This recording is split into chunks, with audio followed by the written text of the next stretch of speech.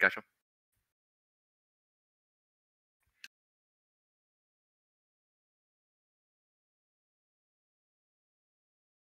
The new wall coming straight out.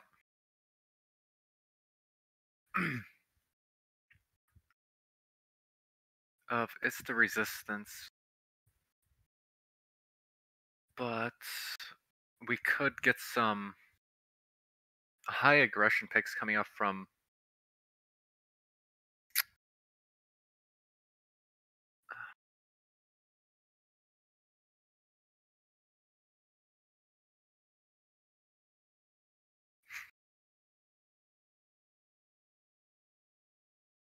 Athena and Honor coming out of out of Khepwi's Sons. Athena after the rework, what do you think? Rework on her too. What do you think about that, Cooter?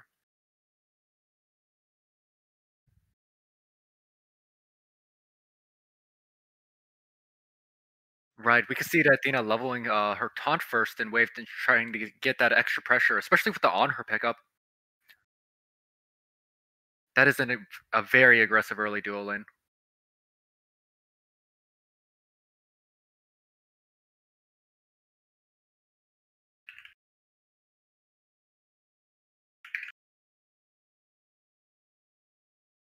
Ratatasker, a lot of global pressure coming out of It's the Resistance. With the new ult, the rat ult. Even if the new ult can't be there, she can still put out a lot of damage all over the place.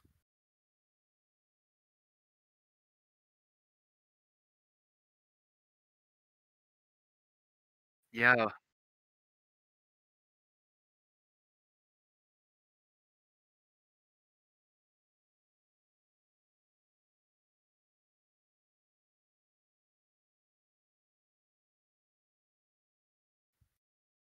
Yeah, quite.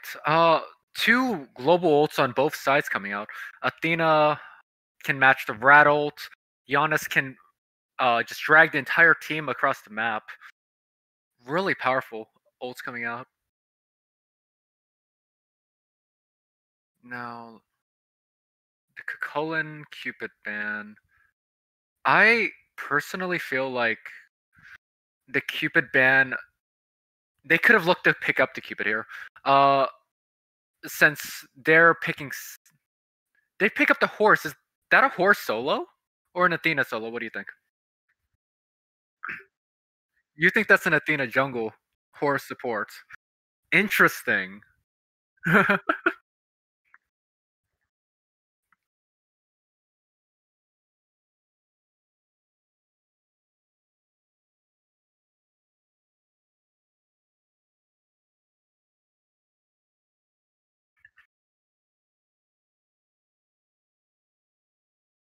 That's true. Unless we get thrown for a loop and they pick up another warrior. Oh, okay. So, game one goes to It's the Resistance with the King Arthur pickup. Oh, it's such a strong lineup on It's the Resistance. You can't really stop that team.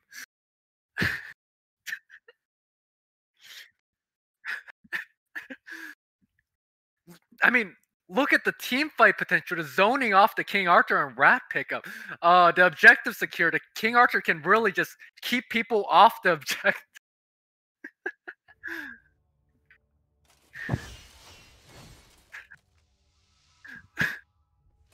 We have to keep a close eye on the solo lane.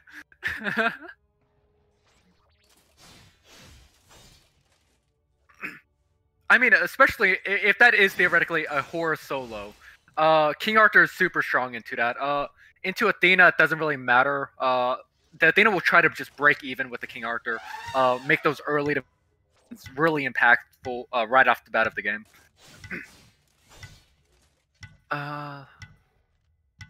I don't know.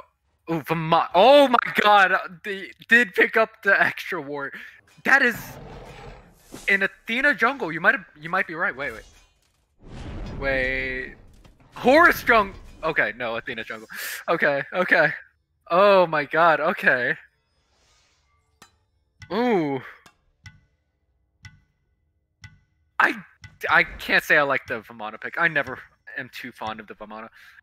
It's just so rough to try to like force your way into a fight when the support just picks up a Curse Donk. You're just shut down for the rest of the team fight. If you try to commit, you just get ran down. You instantly have to just back off and leave the jungle to their fate.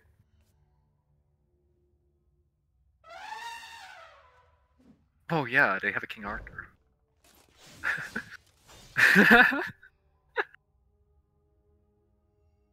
Yeah, solely that reason.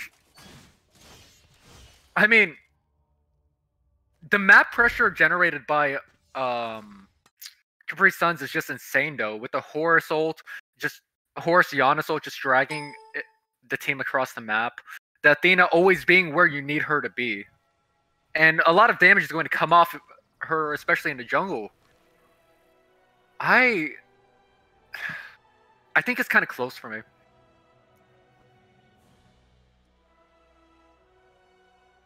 But I am in love with Austin's pick. The Jingwei, incredibly safe, especially in the Horus on her. So many knockups out of that comp. And Jingwei could just get away. It's just really strong counter pick. Safe pick. Because I think what It's the Resistance is trying to go for is just trying to get ADC safely through the laning phase. Capri Suns exposed that they're going an aggro comp with the Athena on her, though it isn't an Athena support in this case. But even now, with Horus on her, that's super aggressive in the early game. Simple takeover.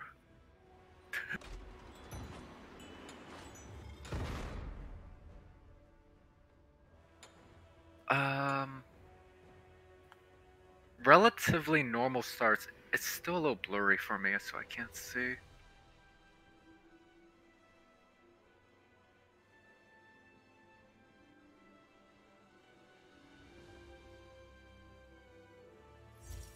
That's a benevolence pickup off the Horse. You think that's going to be an endgame compassion? Minions have spawned. If that's an animosity, I don't know how to feel about this game anymore.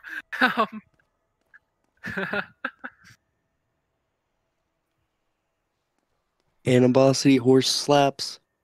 Oh.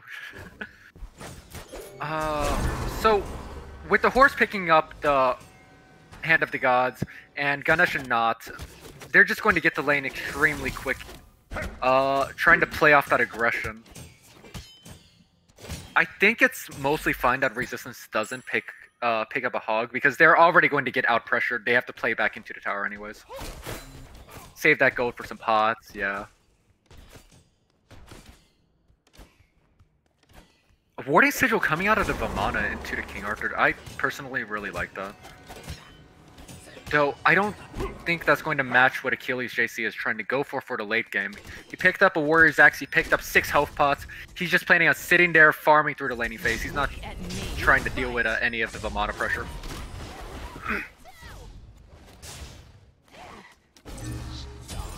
Oh, First Blood! Insane. Though First Blood isn't as impactful right off the bat, but that extra gold can get Mark a little bit further to that late game point. Towards the heavens. My conviction propels me. That's the Ratatasker ganking dual lane right off the bat. Horse already dashed. If Rat didn't have the ability to re-engage, that might have been a pickup on the Horse. But that's what I was saying. The Jingwei is just such a safe pick into the Horse on her. They can't go on the Jingwei and get much outside of a little bit damage.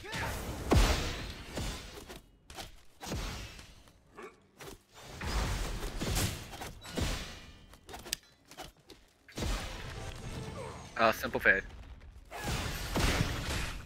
What are you doing, buddy? Casting this pro King Arthur gameplay. Did you see how he used both of his ones to keep the Vamana back?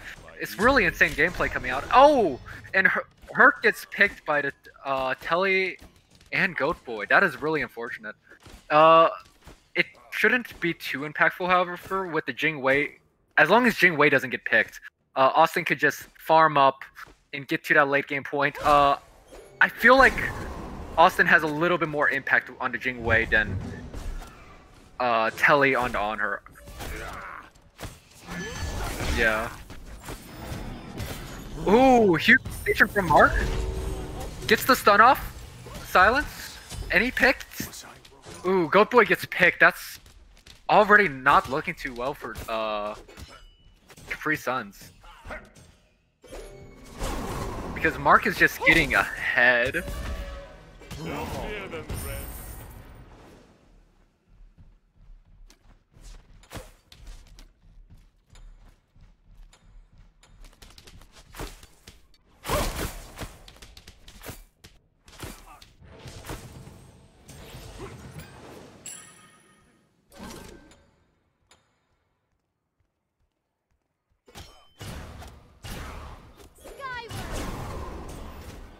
It's just warrior stats.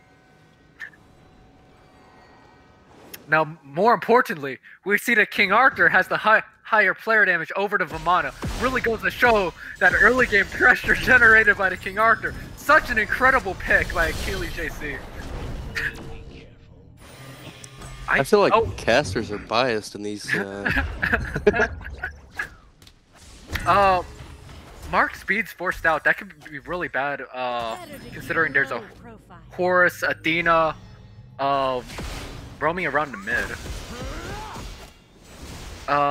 Because with Mark's ultimate down, with Mark's speeds down, the next engagement, Athena can just taunt, and Mark would be in an incredibly bad position.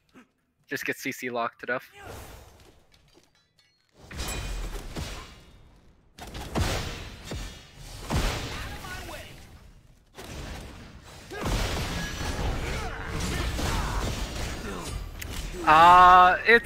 It's all a part of the late game plan. If they invest all of their resources into ganking the King Arthur in the early game, then that leads Mark to getting more pressure in the mid lane. Mark's getting to free clear this wave. No one's on top of him right now, allowing Mark's beads to come off the cooldown quicker.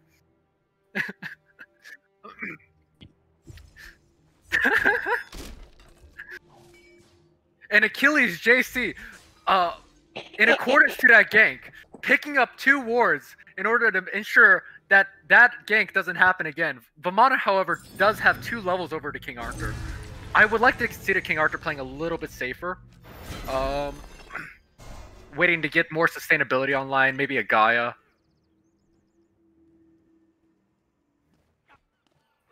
That's hilarious. Answer for your sins.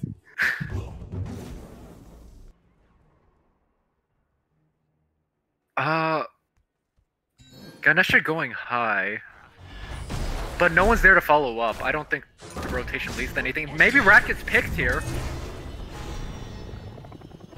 No, that is a ult out of It's the Resistance by Hercules. Did Goat Boy use his ult?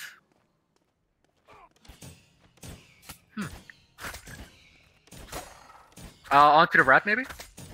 Yeah, okay.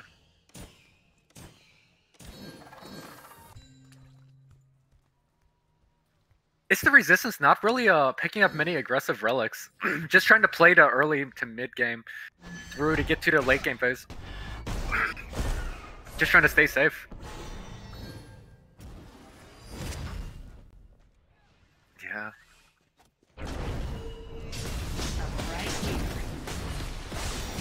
Though with the wards there, he already knew that, of course. He was just leading the enemy team onto the side of It's the Resistance so that they could get some free picks. Or in this case, they get a few ultimates out. They get the mid lane, Athena ults, Liam's ult, only at the cost of Mark's and Daddy's ultimate. This is huge for Resistance. Amazing plays by the King Arthur.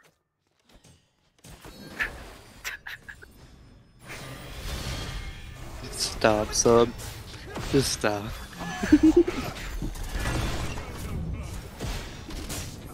Huge King Arthur ult. 2 picks. Oh. they could start looking towards Scorpion side, right? With 2 down on Khepwi Suns. 2 for none.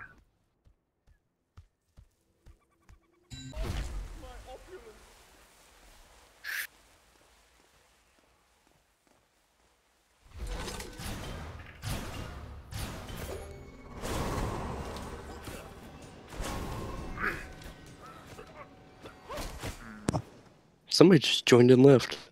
Yep. The guy coming out of the King Arthur next item. Vamana looking to pick up a more aggressive item. If I'm not wrong, that's probably going to be a Shifter Shield.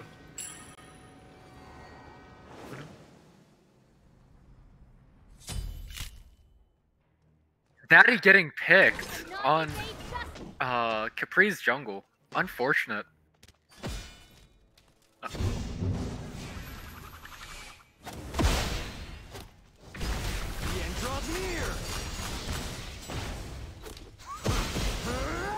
Just some solo poke damage coming out. No big deal. Just, you gotta bloat the solo stats.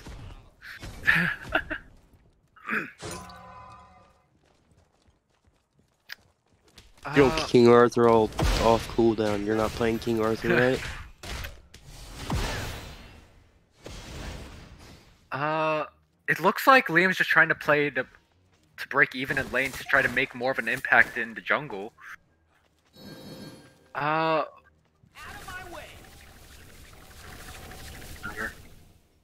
He also has ult, but if they could burn his ult down, that would be really big for resistance. They could start looking to make fights over on the solo side, maybe take Scorpion.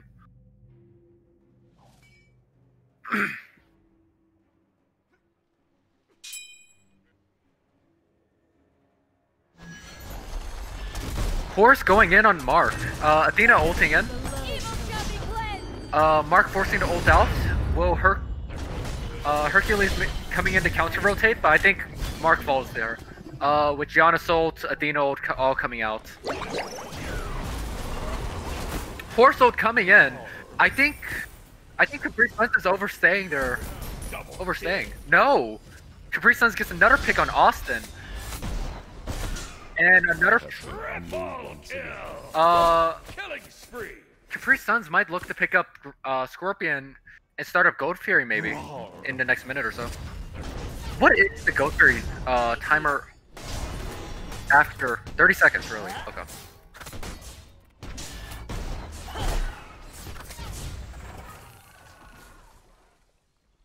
This is just a scratch.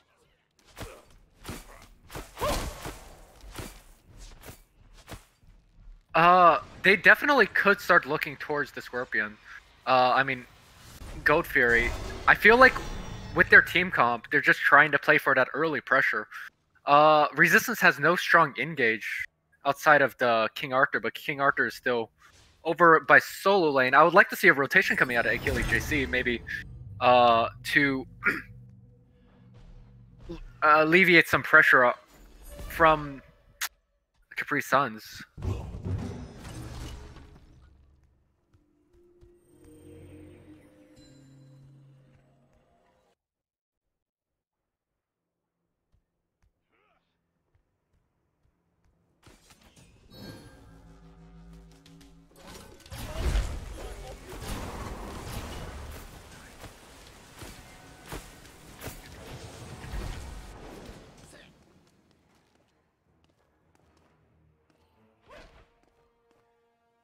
Right, because the Jingwei started disengaging there.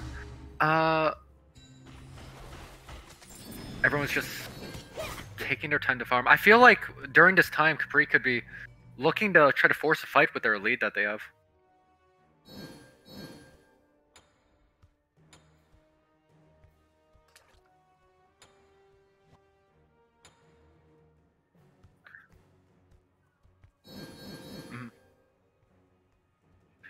I mean, the worst part for a resistance, they can't really look to pick these Goat Furies since with the amount of pressure, global pressure Khepwi Suns has with the Athena ult, the Giannis ult, even if they all see them back, they could just ult right back in while if the resistance tries to do an objective. It's really rough. We do see on her having to lead over to Jing Wei. Jing Wei only with 1 death though. Probably still really a good safe pick into to on her.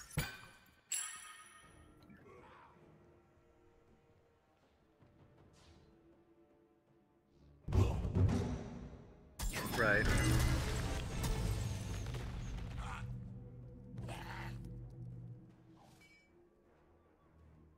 No real pen coming out of Telly. I feel like it's the resistance could capitalize that on at some point, trying to run him down. Though he does have the rage online. I'll come and go with ease. Really early rage. I don't see that too often these days. Hold still, please.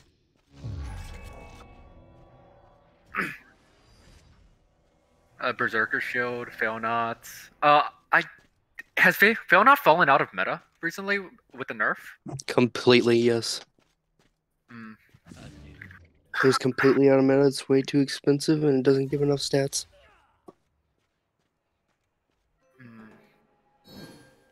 What did they nerf about it again? The cooldown. And, Oh, is it only 10% now? Yeah, and they made it. 20. It's the 700? Suns looking to start up Goat Fury here. Mark and Austin looking to contest them over. But I just don't think they have the secure for it. Yeah, that's a 5-man Goat Fury. No one's really in position to contest. And first Goat Fury of the game goes to Khepwi Suns. Yanaso coming out. It's the resistance might look to push the fight here. But I don't think they're going to get anything out of it. Rattled incoming. But they're all just too far. Khepwi Suns gets the Goat Fury and just leaves. It's a really smart call by them. A monument to my opulence. Ah, right. Hate that name. Oh my god. No, it's a name. It's a name. It's a name. Dope. I'm playing mid in this game. Cool. We're gonna go against any. Ooh. That's Oh lucky. yeah. I'll frag any. Don't worry about it. Right. First tower of the game. Falls on solo side by Khepwi Suns. Hate that. A Ganesha coming out. I don't think they get anything here. The ability to disengage is just so strong on Khepwi Suns.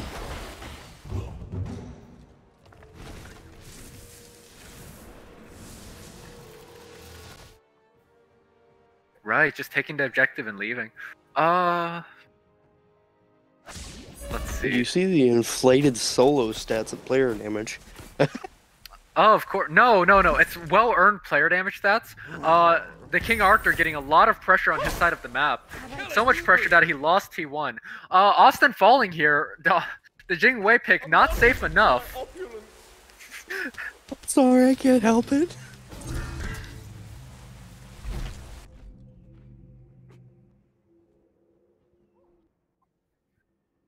Yeah, unfortunate.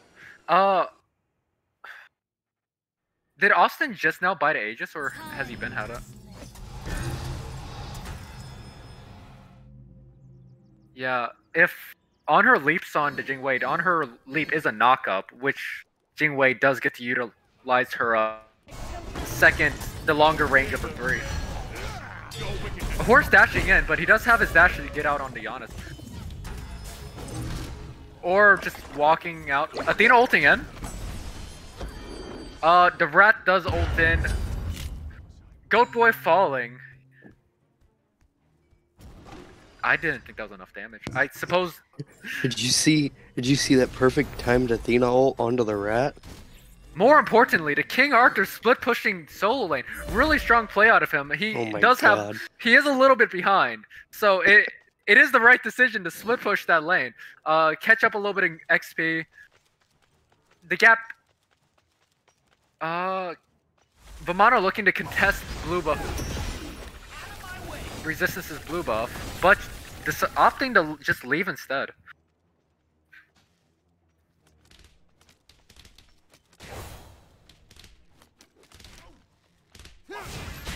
Even with the Ganesha gank, I feel like Vamana having ultimate, he could just walk right out. I find this a terrible misplay on It's the Resistance not opting to pick up They didn't have a cursed a cursed Ankh. Ankh. Yeah. The Vamana pick gets free. Yeah, that's a must That's when you're playing into a Vamana. That's incredibly bad for It's the Resistance and great for Khepwi Suns. Oh, they do. Oh, it's on cooldown by the Ganesh, I see. It's a little bit blurred. Okay, I didn't see it. Okay.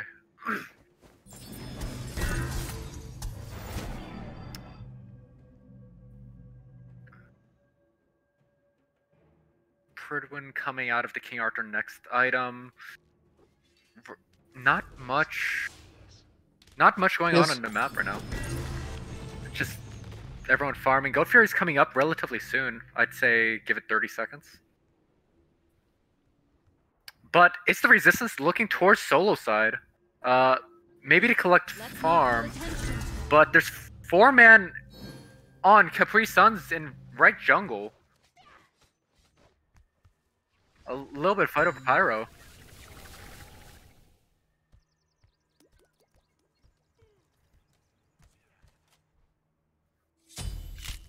Austin gets picked here.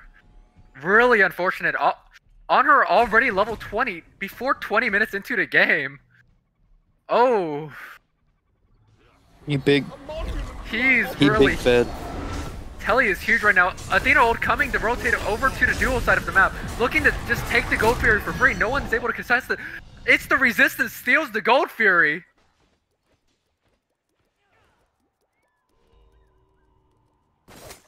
I'm pretty sure it was Mark's 3. Blink coming out of the Athena. Rattle coming out to leave. Ganesha coming to stop everyone from disengaging, but doesn't.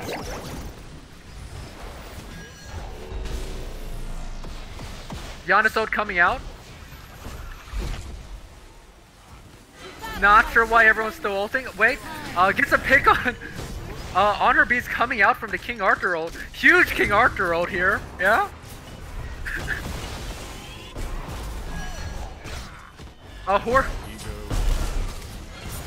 Yeah, they stole the Gold Fury. I feel like they should have just disengaged right off there. T1 being just picked up by Khepwi Suns. Maybe looking to grab the Pyro here. I don't think they have the... I don't think anyone's in the condition to stick around for fire.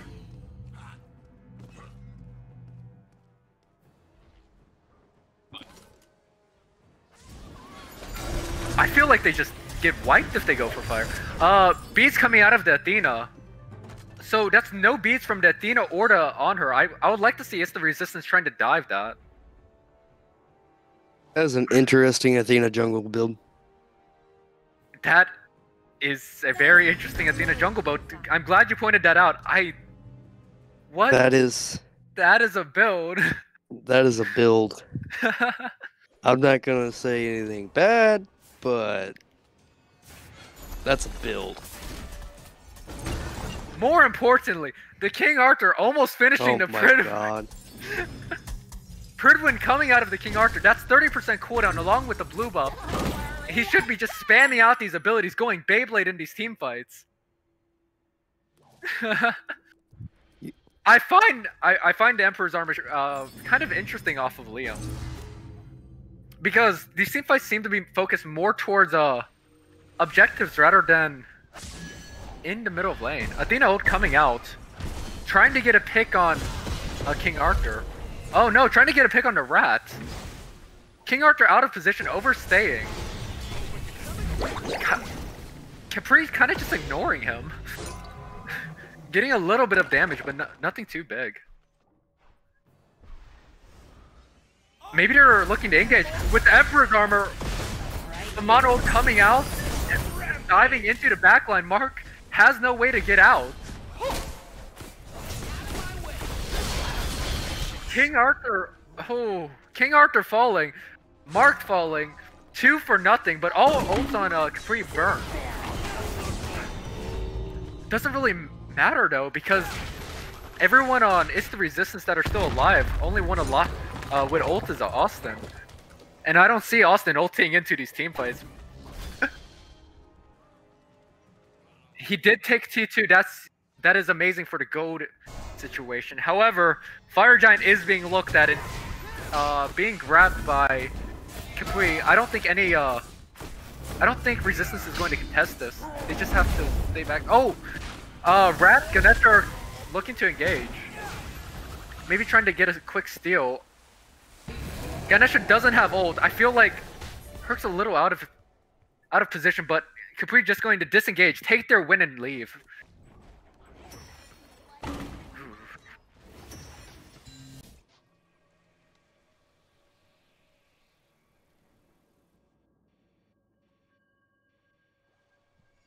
I like what Khepwi's doing. What we see a lot of the time in these leagues, whenever someone takes an objective, they look to just push right off of it, try to get as much value right off the bat. But Khepwi playing it's really safe, taking an objective, backing, resetting, spending that gold, and looking to push with that lead that they just have now.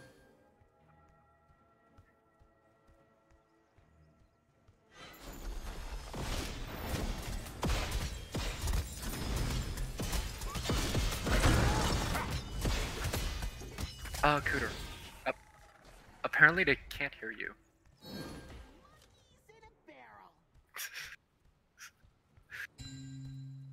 Yeah, your voice isn't coming through the stream.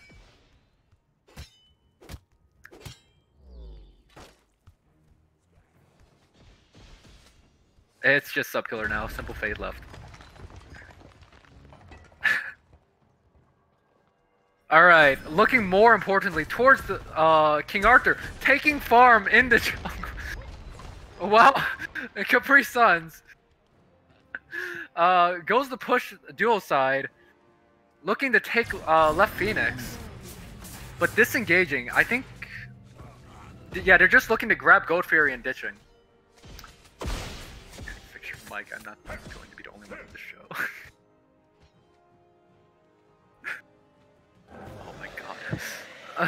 Primal Fury being snatched by Khepwi, just taking their wins and looking to push, make a presence somewhere else. Do you think they're trying to run over to solo side and take that last T2 tower?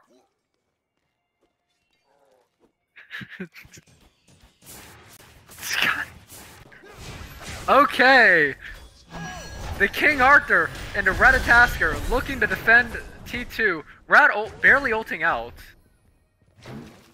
Wait.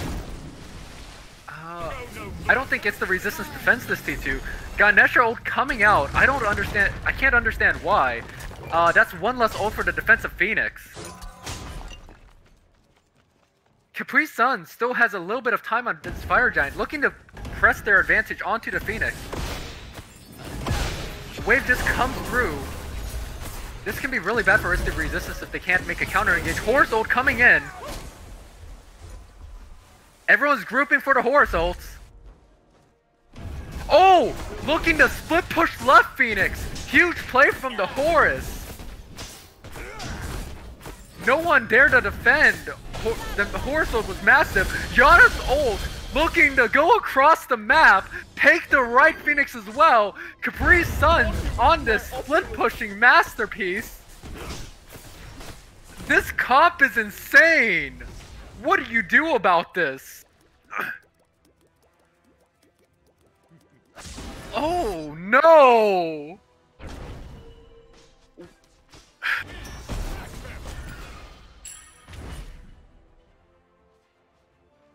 With both Phoenixes down, Capri Suns has full reign to just take the next Fire Giant. They have to, Instant Resistance has to send someone back to defend left Phoenix. By the time next Fire comes up, this is incredibly huge for Capri Suns. More importantly, King Arthur looking to just grab farm wherever he can.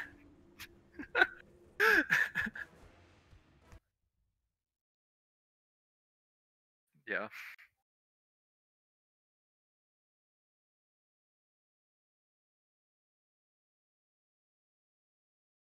Oh my. I can't believe that Horsewood was so huge into the Yanasode across the map. I never would have thought of that. Huge plays coming from Khepwi. Fire Giant looking to come up in the next 30 seconds. Capri Sun's gripping around it. Looking to just get a free Fire Giant with Herc over in left lane having to defend Fire Waves. It's going to be a 5v4 in this next team fight around Fire. There we go. Is my mic working now? I think we're good. It's working. I think it's good now. Hey, we're back. Hello, hello, hello. I gotta turn my volume down now. Which I'll just whisper. I'll just whisper until then. Fire Giant crashing down. Austin backing, but he does have the Jing Wei passive to quickly get back to the Fire Giant. Fire mains are pushing in left. If Capri Suns decides to just stall this fire out, they don't have to do anything. They have the fire waves, they have the pressure. They're not on the time crunch. It's the resistance here has to pick the next fight, or they just lose off of wave. They get the Ganesh Herxode coming out, Marxode coming out. All for nothing. Nope. Daddy's ult. Khepwi still has all of their ults still up. They can back off here. Fire Titan on It's the Resistance looking awfully low. Athena ult coming into the Vimana. Look out for the Horse ult. Horse ult incoming, crashing all of Capri Sun's team into It's the Resistance. No one's on the back line. Media Link falls. Oh. I think this is just game. I would agree with you. I would agree with you. Only missing. If not Link. by the players, by the minions. That's Exactly. 3 fire waves entering the Titan. Capri trying to push for game here, stopping Hercules from backing, trying to get the pick on Hercules. 4v1. And they just walk in. They're gonna end. Just walk in. I feel like they could just let the minions end. This was an amazing game won by Capri Suns. Who would have ever thought, honestly, to Horus ult to the left lane, and then Janus ult back to the right lane? Oh my gosh! That was a beautiful play by Capri Suns. Do you think they had time to like theory craft this? Oh, 100%. 100%. Those boys are always playing together. It's amazing to see the amount of chemistry that can be created just by playing any games together is incredible, and I think that Khepwi has that in the bag. I agree. I think I'm not sure what it's the Resistance can really do about that. Capri had the Fire Giant. They just had all of the pressure. Horse ult going into the left Phoenix. I feel like that fight right there, that's coordinated idea by Khepwi. I feel like that just wins the game for them. Because 2 Phoenixes down, just set up the next fire. Someone has to defend Titan. Otherwise, they just lose so much Titan health. And with Capri's massive global pressure, they could just end off of that itself. I'm not sure the counterplay is the Resistance could do against that. I don't see anything. I don't see anything. You just can't let them have all of that pressure. Or you have to punish Gopoi enough early to make sure that he ults and he dies before he can ult. I don't know, man. I don't know. I don't know how you counter that. That's tough. Right. Maybe It's the Resistance should look towards more of an early pressure comp. So this situation, they can try to push an advantage because Khepwi wasn't looking too strong in the early game. It's the Resistance had a decent lead right off the bat of the game.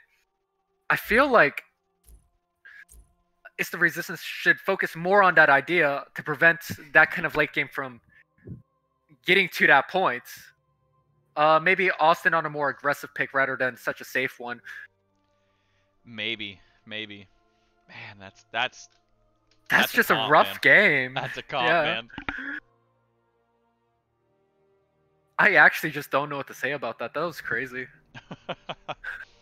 What fun to watch, though. Oh my That gosh. was amazing to watch. So you thought you were just gonna watch a show. You are the show, Subkiller. Why was I solo casting? Unintentionally. This is not a part of the contract. Ooh. I'm really interested to see what Khepwi Suns brings to the next game. What's your prediction about this? By the way, I forgot to ask at the start of the game. I think it's Khepwi Suns 2-0. 2-0? And that's not anything against It's the Resistance. They haven't played a lot together. As we saw early in that game, they've done a fantastic job. Early in the game, it's just I think the team fight just isn't really there yet. I feel like It's the Resistance can pull a win out of this win out of the bag, but they have to really try to not play into Khepwi's game. Khepwi really goes for this massive team fight pressure that It's the Resistance just doesn't seem coordinated enough to deal with at the moment. Right, exactly. Honestly, from Khepwi Suns in this game, I feel like we could see something completely off the wall. Last game they went with the global pressure. They could go something completely different in this game and still do great things. Its team's impressive.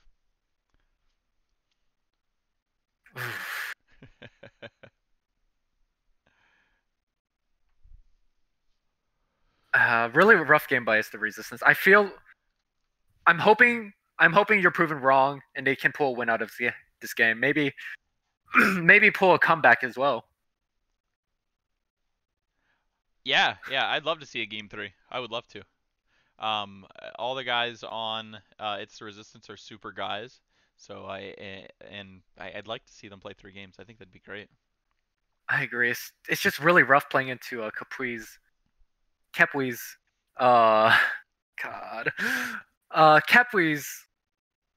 team coordination. Even the team I'm in All In also struggled really well against that. Losing game 1 against them. We were not expecting their coordination. They do really well to punish any aggression off of It's the Resistance as well.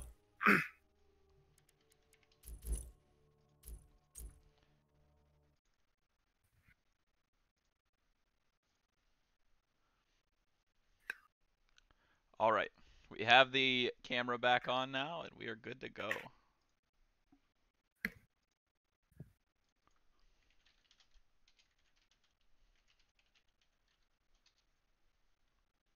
Now, hopefully, this game, my mic will work the whole game, huh? That'd be amazing. I didn't. It must have sounded so stupid. Me trying to confirm things with you. At the beginning, probably. Beginning.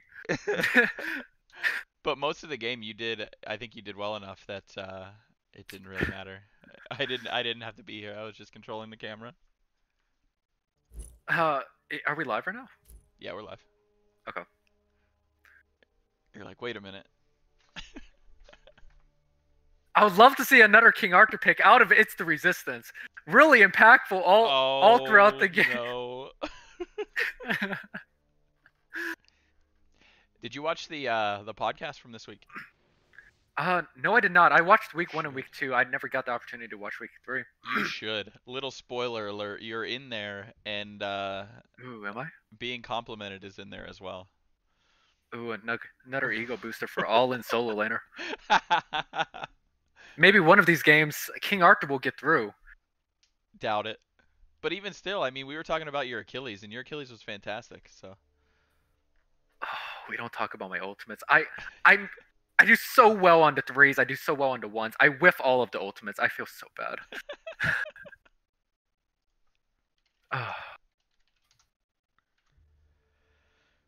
All right, should be starting up here any moment.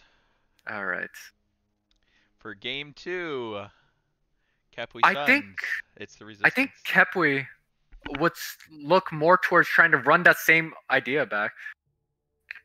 Behind the comp, all of the global pressure was just insane. I don't think It's the Resistance lets that through though. Maybe in fact picking up some of the global pressure off of it. Oh, for sure, for sure.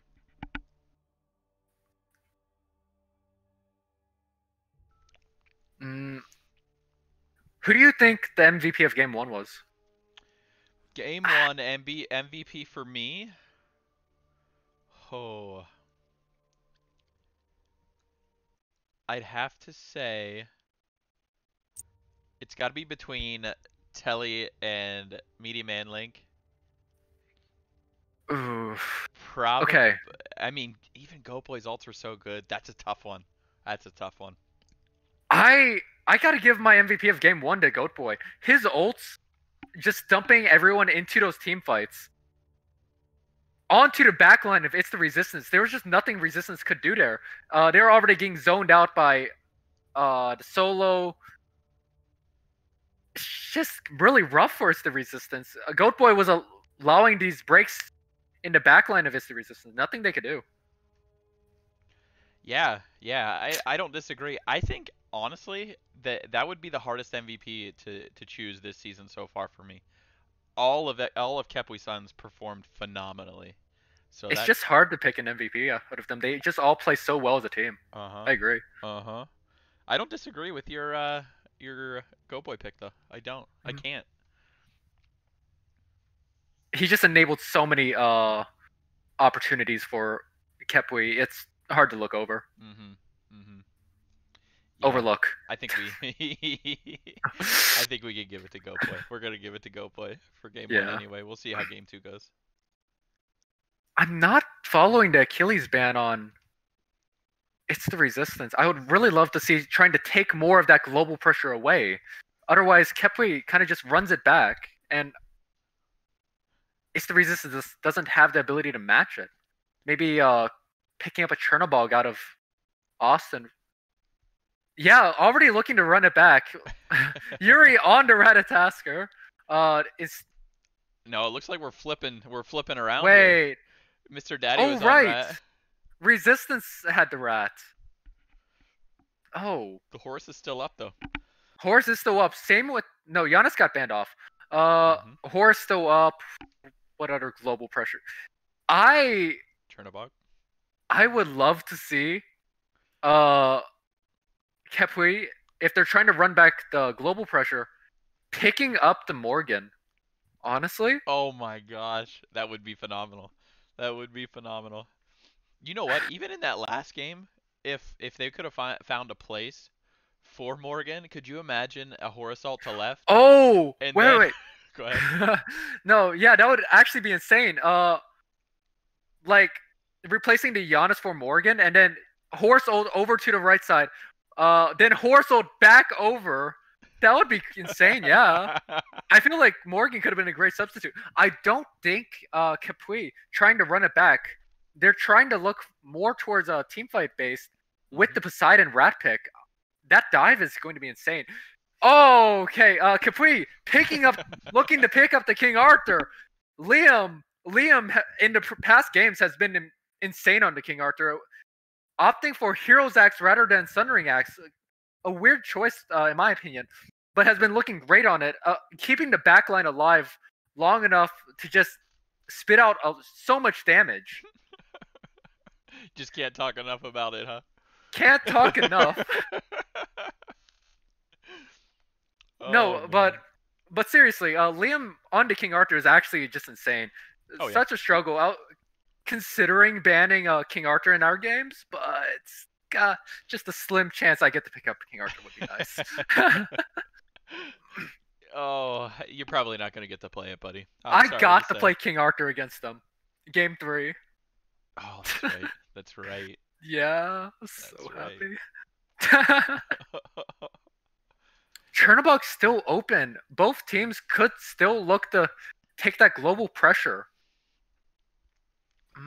I'm interested to see what we see out of Gopoi here. Gopoi is not one Yeah, to go with whatever the norm is. He usually goes with something a little off the wall. So I'm very interested to see what he's going to pick up. Goatboy is such an aggressive player. It's really like, and with the Horus pick, he was just allowing his team to be aggressive with him. It was crazy.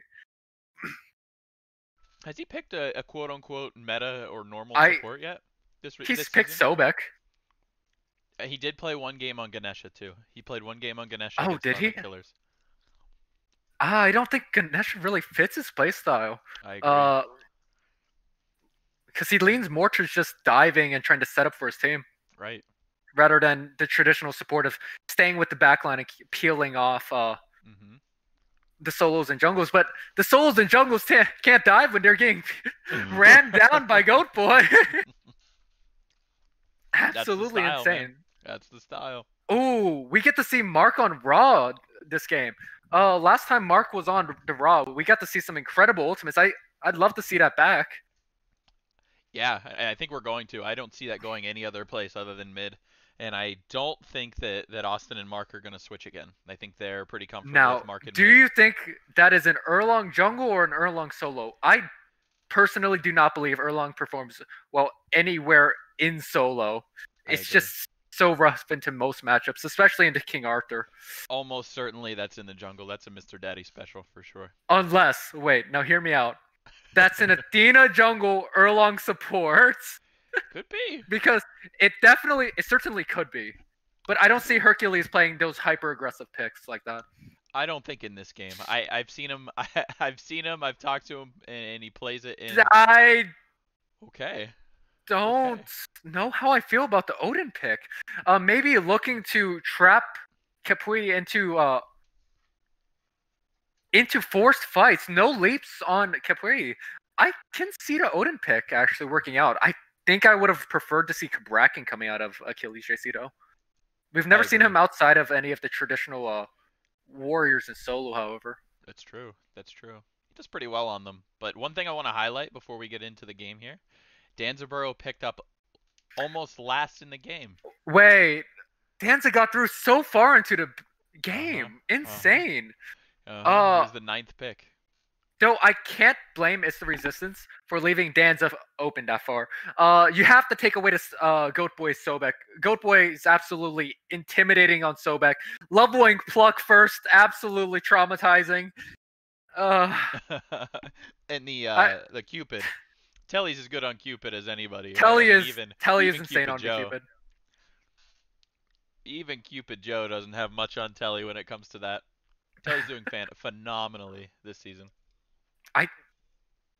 I can't name a single weak link on Khepwi. They're just all insane. Yeah. All plays as a team.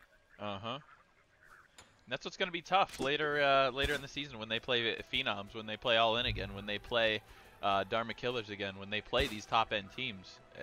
Them playing as 5 is just, it's rough to deal with. But yeah. Game 2. Game 2. Let's see how this goes. Maybe.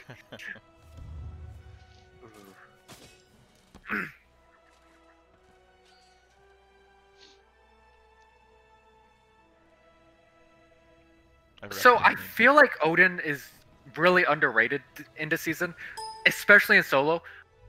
He does lack any sort of presence in solo lane because Bird Bomb, you just get collapsed. That's most of your kit. But if you get Odin to that late game point, his damage will be significantly lower. But they did recently buff Odin's ultimate where it does reduce 15% of your power, which is super impactful. That's huge. That's huge. So I feel like Achilles JC onto Odin is not a bad pick. I feel it can be huge against Khepwi with their lack of escape for it. Or at least forcing a relic of maybe Phantom. Either forcing a relic of Phantom or just facing the consequences of existing. Of existing. Oh my Of God. existing. Help! Somebody help! What did I do? What did you do? Somebody help! I'm certain that there's somebody in chat that can tell me what button to press.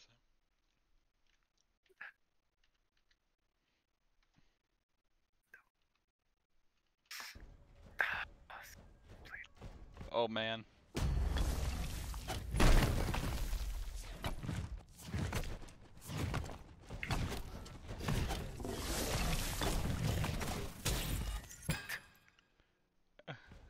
Oh no. Oh, I got it. Oh, okay. I got it. We're good. Let's look at the start. Odin opting for a more aggressive start, the Bluestone start, challenging the King Arthur's early game. I'm not the most fond of that. I don't think Odin has that pressure right off the bat. I would have liked to see more leaning towards late game play, though I am a little bit biased. Just a little bit. Mostly normal starts coming out of everyone. Yeah, for the most part. Other than the one that you mentioned, I think it's pretty normal. Khepwi Wait. going with the benevolence.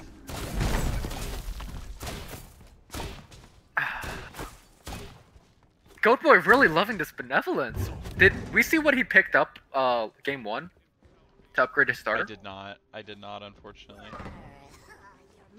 Animosity Gep would be really funny, but I really don't believe that's what it's going to be. It's most likely a compassion to keep his team alive and not having to actually do supporting. Just able to dive them and say you're supporting with the compassion. That's right. That's right. Aggressive support.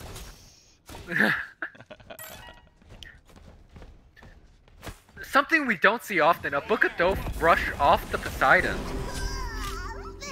And it's the Resistance getting a pick right off the bat.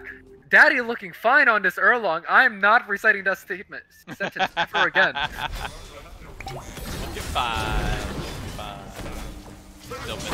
Phantom Veil coming off right off the bat on... Wow. I didn't even I- notice that.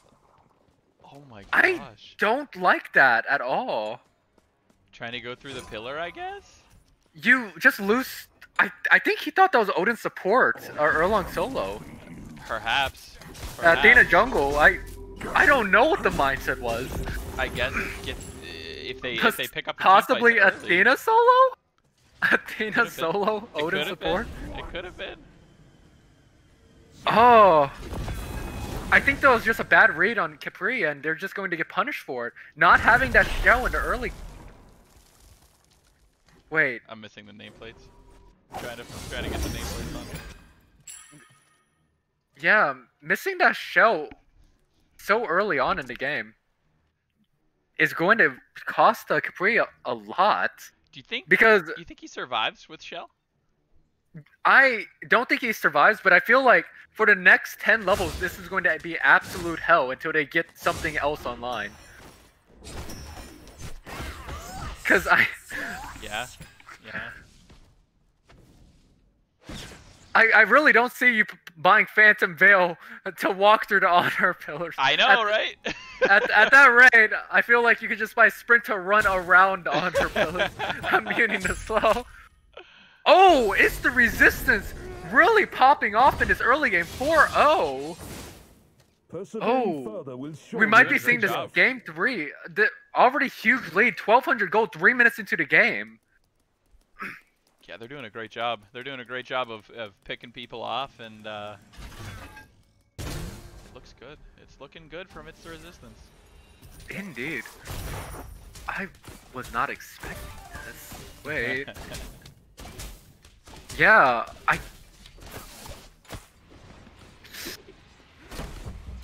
I'm at a loss for words at the moment, actually. There's just so much pressure on It's the Resistance right off the bat. This is so early into the game. It is. Okay, I know I said I wouldn't make that statement again, but Daddy is looking amazing on that Erlong. He... I love it. I think that's why he picked the name too, so everybody that has to say his name has to... I hate it. Hate it so much. But you just have to remark how impactful he's been. Already at 3 assists. almost everywhere he's been, there's been a kill. Mm-hmm. Yeah, yeah. Each one of his ganks has been huge, but that's what you get when you have an Erlong, right? Early pressure. So we'll see how he translates that into the mid game and into the late game. Into the late game, I find it's going to be incredibly rough. Erlong just lacks that ability. Oh my! Telly getting picked by the Athena ult crashing down. This is a completely off start for Khepwi Suns. Geb out of position. Taunt coming out. Geb rollout now on cooldown. Geb getting picked next. What is happening? Oh, he was at 1 HP. There he is. Gets taken What down. is happening? Game 2. Oh man. There we go. Oh. There you go. Now you get. It'll help you out seeing the health bar a little bit, not having to look over. Yeah. But oh, this is a game. I'd like to see. I want to see how Khepwi plays from this far behind. There's just such a massive lead. I feel like the So, something I'd like to remark. Erlong has 6 kills. 5 kill participations. 1 kill, 4 assists. And Yuri had none. But he is still keeping up his farm. Yeah. The Erlong does have to commit to. Oh! The Phantom killing Meaty Man Link, walking through the Odinote, dying to the Odinote, not really getting value out of that Phantom. Oh, that early Phantom looking like a big mistake. Geb getting picked again. 0-4. This is looking terrible if you're a Khepwi 2-0 fan. King Cooter might be regretting his words. Oh man. It's looking bad. It's looking bad. Oh. My. This is a game. They're doing a great After the job. show, Khepwi pulled game 1. It's the resistance is just looking insane at the moment. One thing I noticed, if you look at the player damage, Yuri hasn't been involved in any of these fights so far. Any of them. He has 500 player damage to his name. And Yuri is known for being a Rat 1 trick as well. Not making a really big impact in this game. Telly also only at 524. Just trying to, not Telly, that's Austin, right? Yep. He still has a kill though. Got the 500. Wait, how? Austin just throwing that auto leaving. This is a really interesting game coming out of Vista Resistance, really making a name for themselves. Definitely. I mean, this is a team that people have said, you know, maybe they're not ready, maybe they're not an upper echelon team. Clearly showing that they are ready off of this game. Punishing all of Khepwi. They are they're ready to take that step. They're ready to take that step.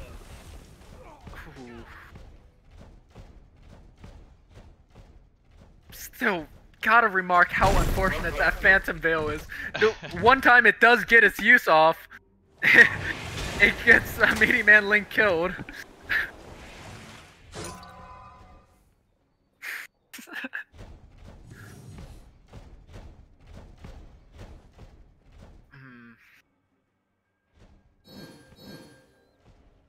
Now, it's the Resistance has this lead. How do they look to capitalize it? Both Scorpions are still up. They still have the secure from Mark X-Wings. I think they need to look towards trying to apply that pressure. However, Meaty Man Link does have a Poseidon node with a Book of Thoth that is crazy secure. So much damage that can come out of Poseidon right off the bat.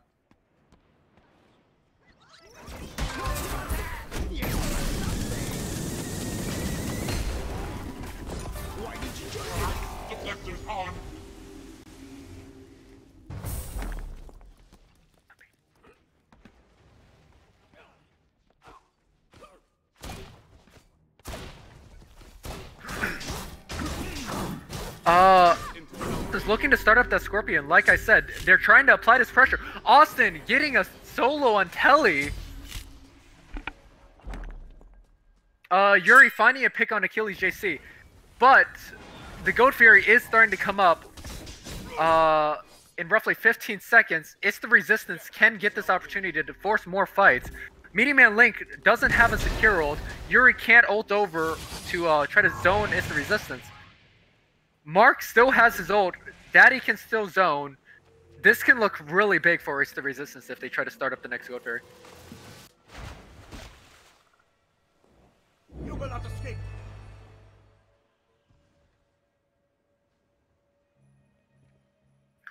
Instead, It's the Resistance looking to group over on Solo side. Solo's jungle. Taking both Scorpions. They're just looking to start up all objectives. Yuri looking over to the Goat Fury, making sure no one's on it. Makes sense. They do have the vision for it, though.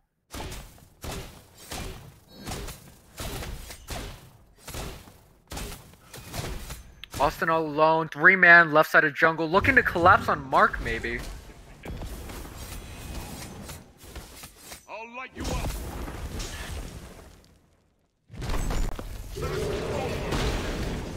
Meaty Man Link not finding the center ult. Rat ult, Geb ult incoming, all on Mark. No one peeling for Mark, but he does manage to find his way out. I think he does still end up being picked. No! Mark gets out free. Yuri's still looking to find him, but no ult to follow that up. Yuri's still chasing Rat. The team fight is still going on, but if no one gets picked here, this is just a win for It's the Resistance. Mark gets out 1 HP, no mana, not even close.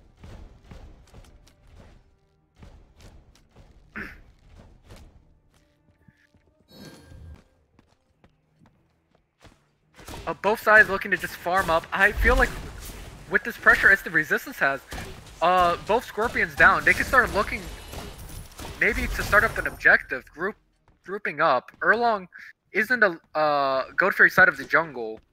Mark is an absolute wizard. How does he get out of that without dying?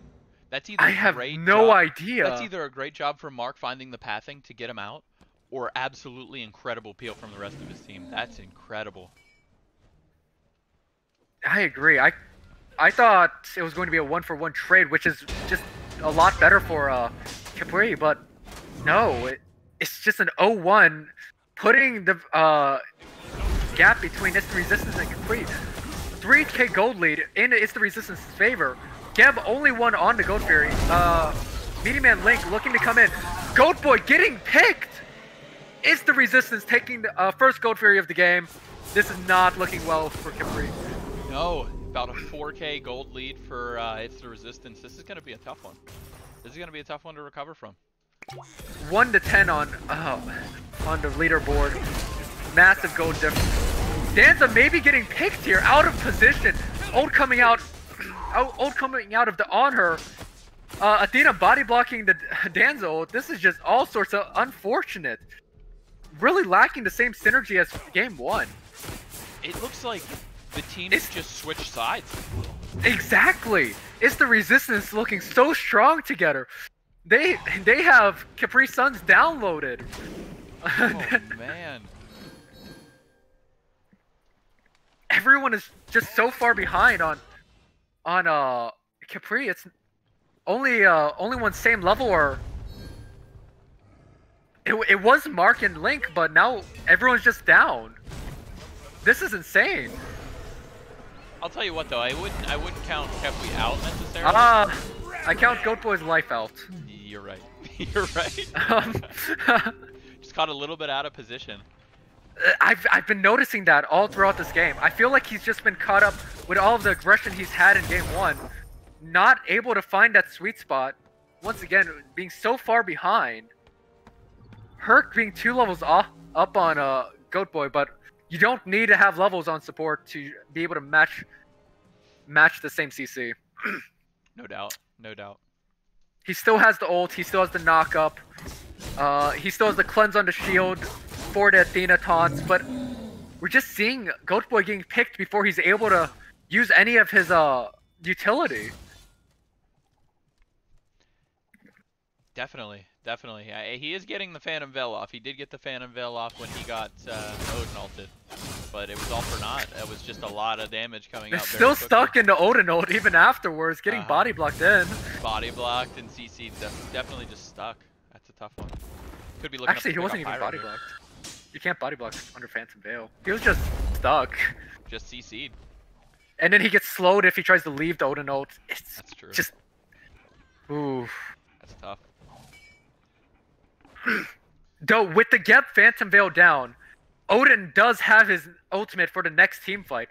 No one on Khepwi can look to really get out of the Odin ult. Exactly. This Odin pick was insanely slept on. Geb out of position again. Geb ult coming out. Rattled coming in to save the Geb. His team is with him. But I'd like to see Achilles JC ulting here. Unfortunately not. Could pick up the Pyro though. Just do the same Could pick thing up the Pyro. Same thing that Khepwi did last game. Just taking the fight. Just take the objective and win, yeah. Telly does just look to solo push. Meteor Man Link ulting. Everyone's caught into Odin ult. No one's breaking the cage to get out, but no follow up from his team. Yeah, nothing there. Nothing there. Looked like Achilles was looking to go in and everybody else was looking to leave. Yeah, some miscommunication coming out from Is the Resistance. However, it's still a huge gap. 6k gold diff. Khepwi really has to win a big fight to get back into this game. Maybe two. Maybe two. Maybe two. It's looking tough. I don't think I would count Khepwi out though. Khepwi does a good job later in the game playing defense, and even their comp is conducive to playing some defense. So I think they'll be okay. I think they'll be okay late game. Or it could just be me being optimistic since I'm a little biased. I can't see them getting to late game with how It's the Resistance is playing, denying every opportunity. That's true. That's true. They do need a fight win for sure.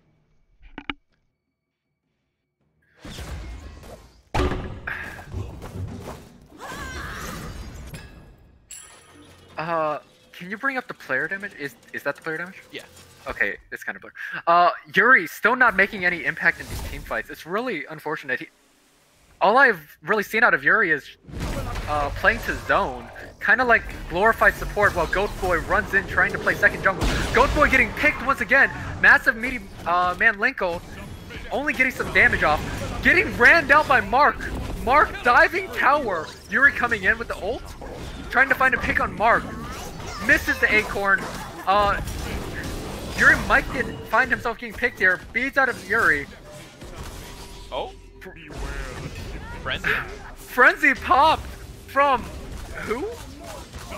From Hercules. From Hercules. Oh, Herc getting picked here. I don't think this is a good trade, however. Liam might find himself being the next one getting picked. And that should be a gold tree. Yeah, or a fire giant. This might be a fire. Looks like they're opting for the gold fury. I don't think they have the health or sustain to deal with fire. But maybe with the raw heals. With the raw heals, you might have it. They guys have to make sure that they get it zoned. It's not gonna matter. Even with Austin always trying to make himself. Oh, huge ult from Achilles JC zoning the Geb away from the Gold Fury. Oh. He saw him coming and he said, "No, thank you. You can sit on this wall." Yes. Even with Austin like being always in these team fights, he still has a 2-level lead over. Wait, is that 2 or 6? It's an. Is that? Wait, is that 7? It's 17, 19. Wait, Telly's level 12? No. Go Boy's 12, Telly's 17. Okay. So that is the blur, right? Yes. He says, "Is that a 12?" That would be something, man. Okay. It still looks like a 12, but I believe you. There's no way Telly could be level 12 in this scenario. Okay. Looks like it's Christ. the Resistance looking to make a play on fire. We're looking for a fight on fire. Yeah. All ults up from both sides. I don't think Khepwi has the ability to fight them though. Mark and Meaty Man Link are same level, however. But Achilles with his ultimates, just not much you can do if you Khepwi tries to commit to a fight. They just get hard punished. Usually Khepwi looks to how do you say it? Khepwi? Khepwi, yep. Khepwi. Usually Khepwi looks to counter-aggress, but it looks like it's the Resistance are getting the huge counter-aggressions. And aggressions, and they're just... And aggressions, disaggressions, they're just winning fights. Like this next fight, they're trying to pick under T1 tower. I thought they were just trying to start up an objective. Goatboy getting taunted. Could this be a huge engagement? It doesn't look like it's the Resistance is on the same page. Achilles JC getting picked here. Goatboy looking to start up the next aggression. Maybe an ult coming out soon. No, Telly ulting in. Frenzy coming out of Hercules. Ooh, Mark getting a pick on Goatboy. Yuri at 1 HP. 1 for 1. Oh wait, maybe 2 for 1 on the side of It's the Resistance getting a pick on Liam. Oh, they want more though. Getting a beads on Meaty Man Link for the cost of a blink. That's a 40-second difference in cooldown timer, by the way. So that'll be the fire. In the next 120 seconds, Meaty Man Link, Daddy is going to go for the same play, and Meaty Man Link will not be able to do anything against it except probably ult himself. Achilles JC ulting back in. Doesn't even matter that he got picked there. Everyone's... Oh! Yuri Forever overstaying and getting picked! This is not looking very good for Khepwi Suns. I need a water for all of this. I know, man. This is a lot. This is a lot. This is a lot to take in. One thing that I did notice is the Phantom Veil is upgraded, so it's not The necessarily Phantom Veil... just them getting out of Odin Cage and things like that. It does provide a mitigation buff for 5 seconds. It just doesn't seem to be doing much for them, though. It's not. Oh. In fact, I feel they have 2 Phantom Veils, in fact. So that means a lack of engage onto King Arthur. King Arthur has to commit his actual abilities to entering these fights, losing out on DPSs. DPS with his dashes. This is kind of rough for Khepwi. But what do you do? What do you do? Look at the carries What on the do other you side. do? 8-0, 4-0, 5-0. What can you do? I don't know. Khepwi has to play to counter aggression, but they can't counter aggress when the aggression on It's the Resistance is just so insane. So much CC, so much lockdown, denying any form of escape. This is just so good on It's the Resistance. I think I can say it right now.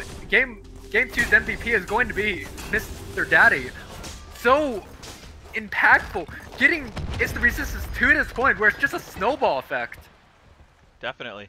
And it looks like the carries are headed to mid. Mr. Daddy is a little high, but it's good pathing to mid lane from It's the Resistance. And Yuri's in mid lane, so maybe baiting himself to try to stop them from getting the T2. And I think we can remark about all of Goatboy's games where he's been so good on the aggression. But this game, his aggression has done nothing but hurt him. He's been going in without his team. It hasn't been looking too well this game. Yeah, it looks rough. It looks rough. And I think they're looking to just take the Gold Fury off the map, make sure that Khepwi Suns can't get back into it. Maybe look towards T2 tower, just taking everything off the map from. Oh, huge ult! Huge ult with the counter aggression. Wait. maybe Goatboy is looking fine on this aggression. The trade being 1 for 1, support for jungle. Still technically a win for It's the Resistance. However, taking that Fire Giant off of Herc, 1 less man to take fire off of. Yeah, I would consider that one pretty even. It is the jungle for the support. It is the but jungle they for the did take support, but they did take a fire off. It's pretty much a wash if you're asking me. They massively need to get a pick on Mr. Daddy or Mark X-Wings because they've just been so huge in these team fights.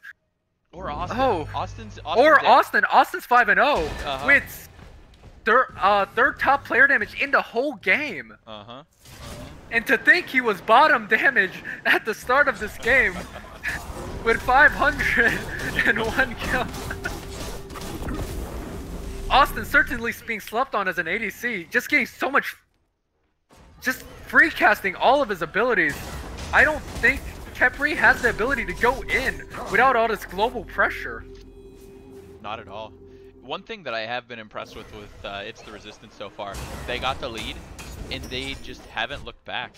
They're sweeping everything off of the map. They're making sure that Khepwi Suns cannot get anything to try to get back into this game. Oh. Yeah, I need that water. What a game. I mean, what a set so far. I'm excited to see what happens the rest of this game. This is good stuff. If this is not entertainment, then I don't know what is. And you're looking at It's the Resistance. They are looking for the fight around fire. They see the fire comes up in about a minute. The ult coming out from Rat here. Looks like they're trying to get Mr. Daddy. This could be a huge kill. Athena is coming in. Perfectly. Unfortunately for It's the Resistance, Mr. Daddy does get picked. Huge. This is a huge pick for Khepwi Suns. Pick for Kelly. You got a double ult. Huge ult off of Meaty Man Link. Achilles JC does get his ult off, forces the Phantom Veil out, applies the slow, not enough. Austin gets picked here. This is... Hey, there's still a T1 up, boys.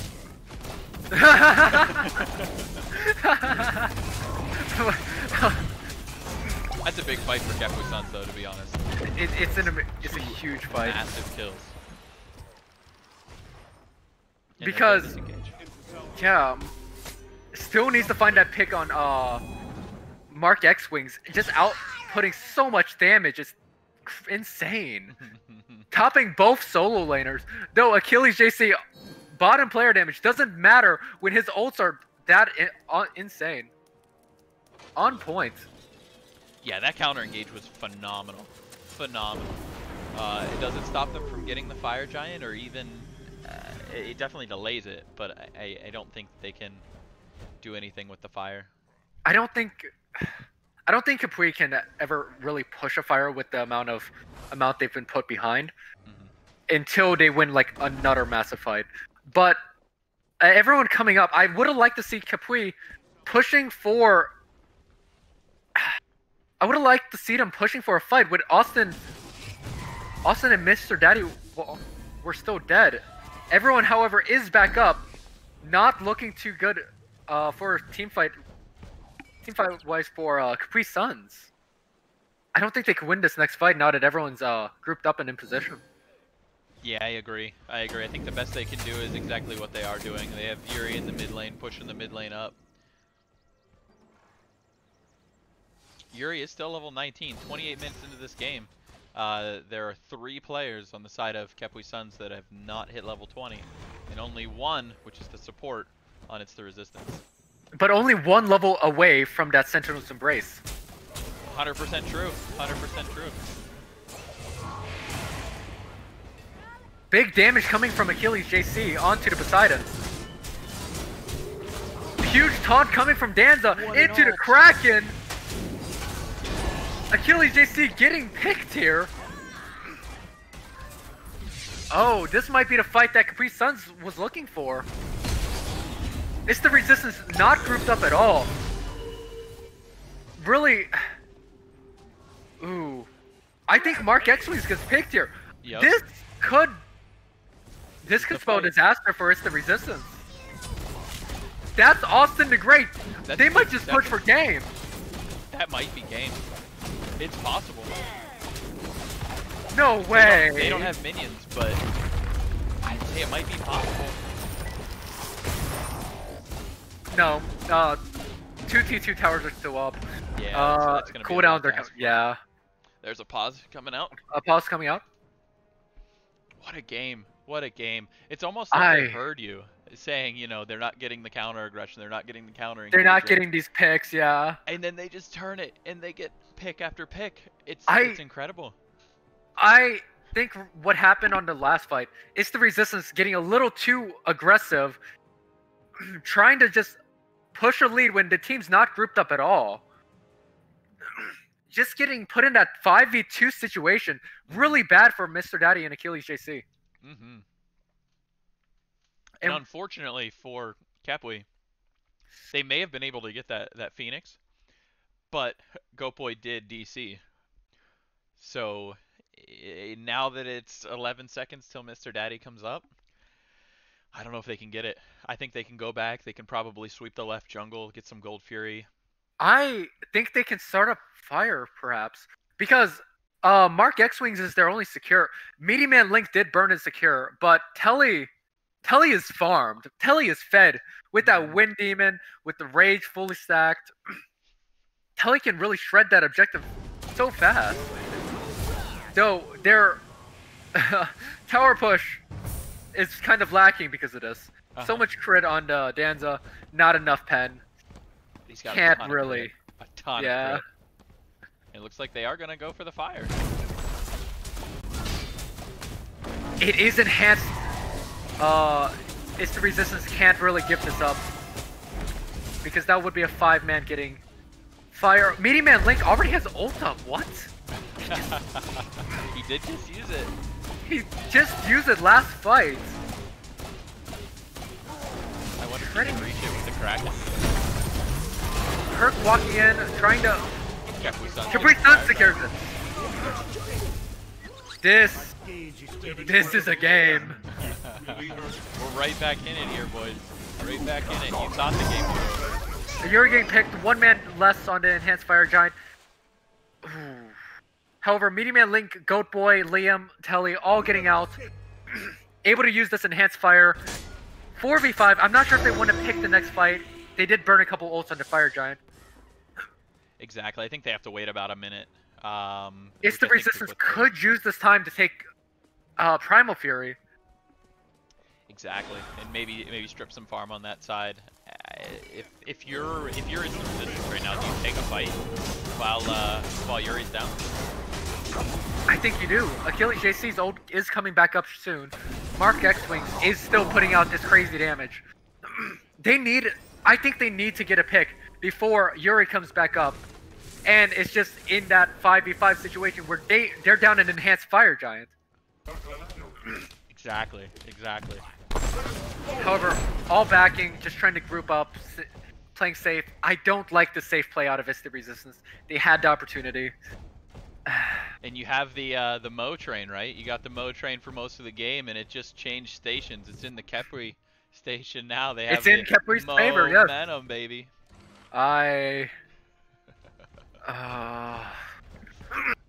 Looks like they're gonna push the right side. Khepwi is.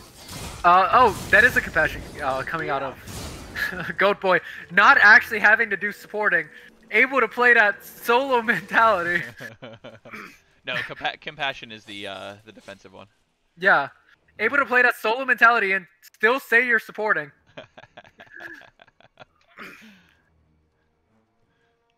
Doesn't look like they're pushing the right side. I'm not sure what they're looking for here. I'm not sure what anyone's looking for. Khepwi might look to push left Phoenix with this Enhanced Fire Giant. That's what I would do, but that looks like that's what they're gonna do too.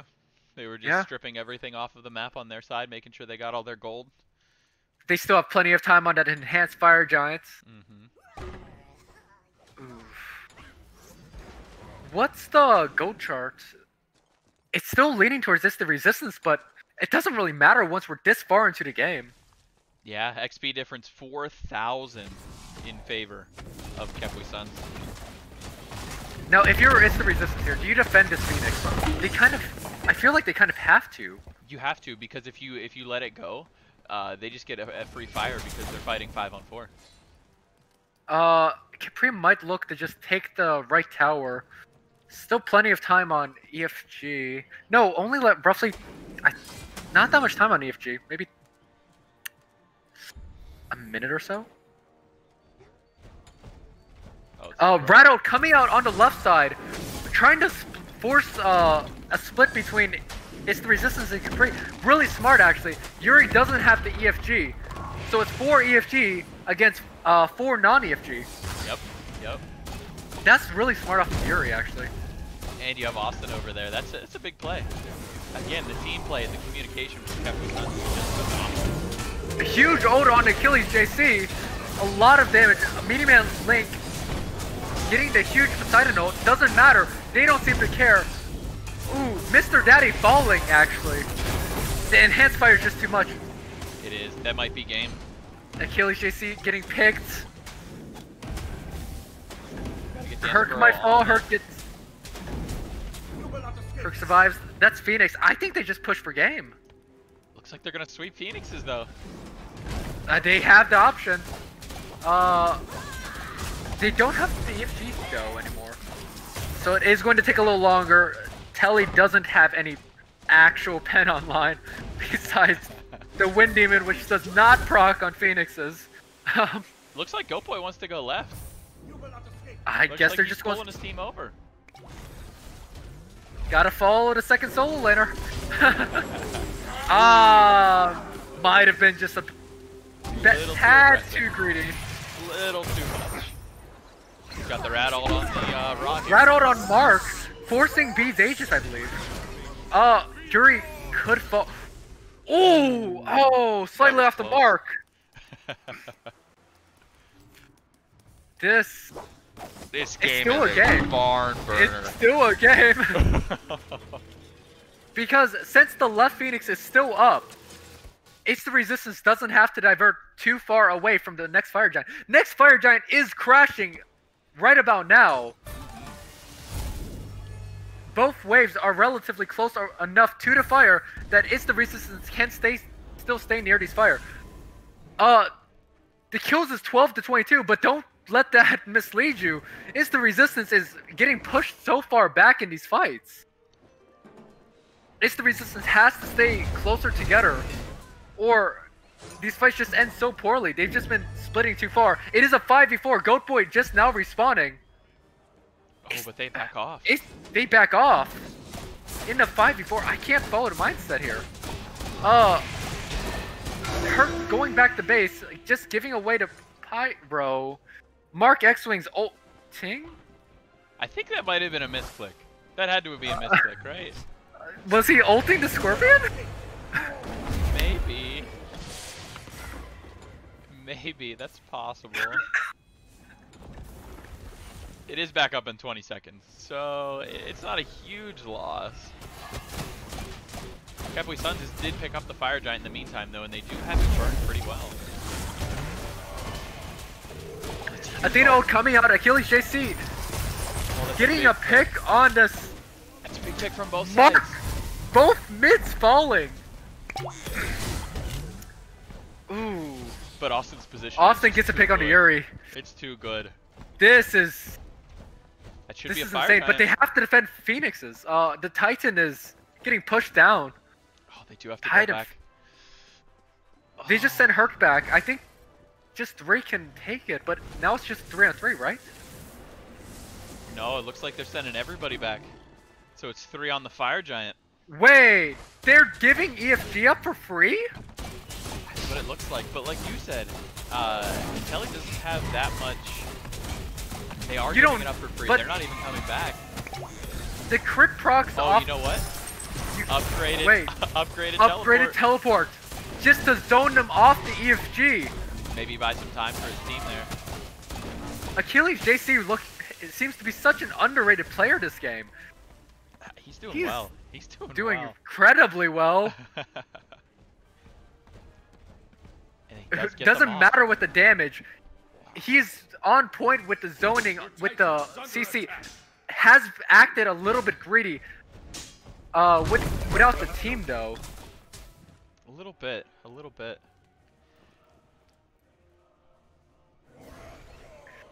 But Speaking of surprise picks, Austin is absolutely insane on this on her. We've gotten to this late game point and he doesn't seem to be falling off. No way. No way. Definitely a comfort pick for him for sure. Little fire giant dance still going on though. Achilles JC looking to just deter people from even starting it up. He's doing a great job. He's doing a great job doing that. Oh, everyone's collapsing on him. I don't think they can do anything off of it though. Brawl coming out, only hits Geb. Huge get bolt. Huge. Ooh. Meaty Man Link getting a pick on. Oh, we're looking at It's 2 for 2, 2 for 2. Meaty Man Link falling. Mark Xwing still alive. Wait. All the damage dealers on hits the resistance still up. However, all the damage dealers on Khepwi's Sons have fallen. This is not what you should be wanting to happen if you're Khepwi's Sons.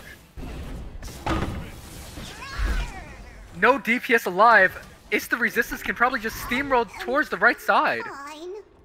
I think Yuri's plan there was to try to get those minions into the Phoenix to try to get it, and it's just not quite enough to get the right Phoenix back down for Khepwi's Sons. Did however get mid Phoenix.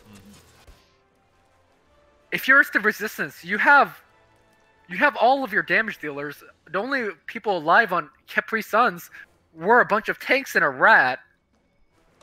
And the rat just gets shredded the moment he walks forward. I felt like they should have made something happen there. Definitely. I think the play for them there was not necessarily the Fire Giant because they know that that Khepwi's Sons can't do it.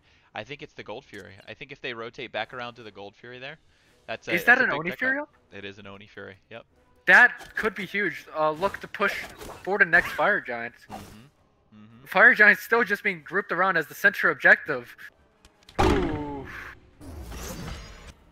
What a game. This so back and forth. At the start of the game, it looked like it was just going to be a clean snowball and it's the resistance. But then Khepwi just takes 2 Phoenixes, overstays, gets punished, and now it's even. This is just insane. It's an incredible game. Incredible game. This is dead even. One team fight could win the game. One clean sweep wins the game. Speaking of which, the next fight might be starting soon. Achilles JC somewhat in there alone without his team. Seems to be a common trend, but doesn't matter. He gets out just fine. Noah Wheelix to punish the Odin jump. Always happy to see that. If you're Odin, absolutely. Honestly, the Odin last pick was kind of insane. It was. Oh, Goat Boy out of position again. How many times do I have to make that statement? Phantom coming out for nothing, not even the Odin ult. And did you see that pillar from Austin the Great? Yeah. Oh, it forces the Phantom. Yep. Oh my god, what is this game? What a game. What a game.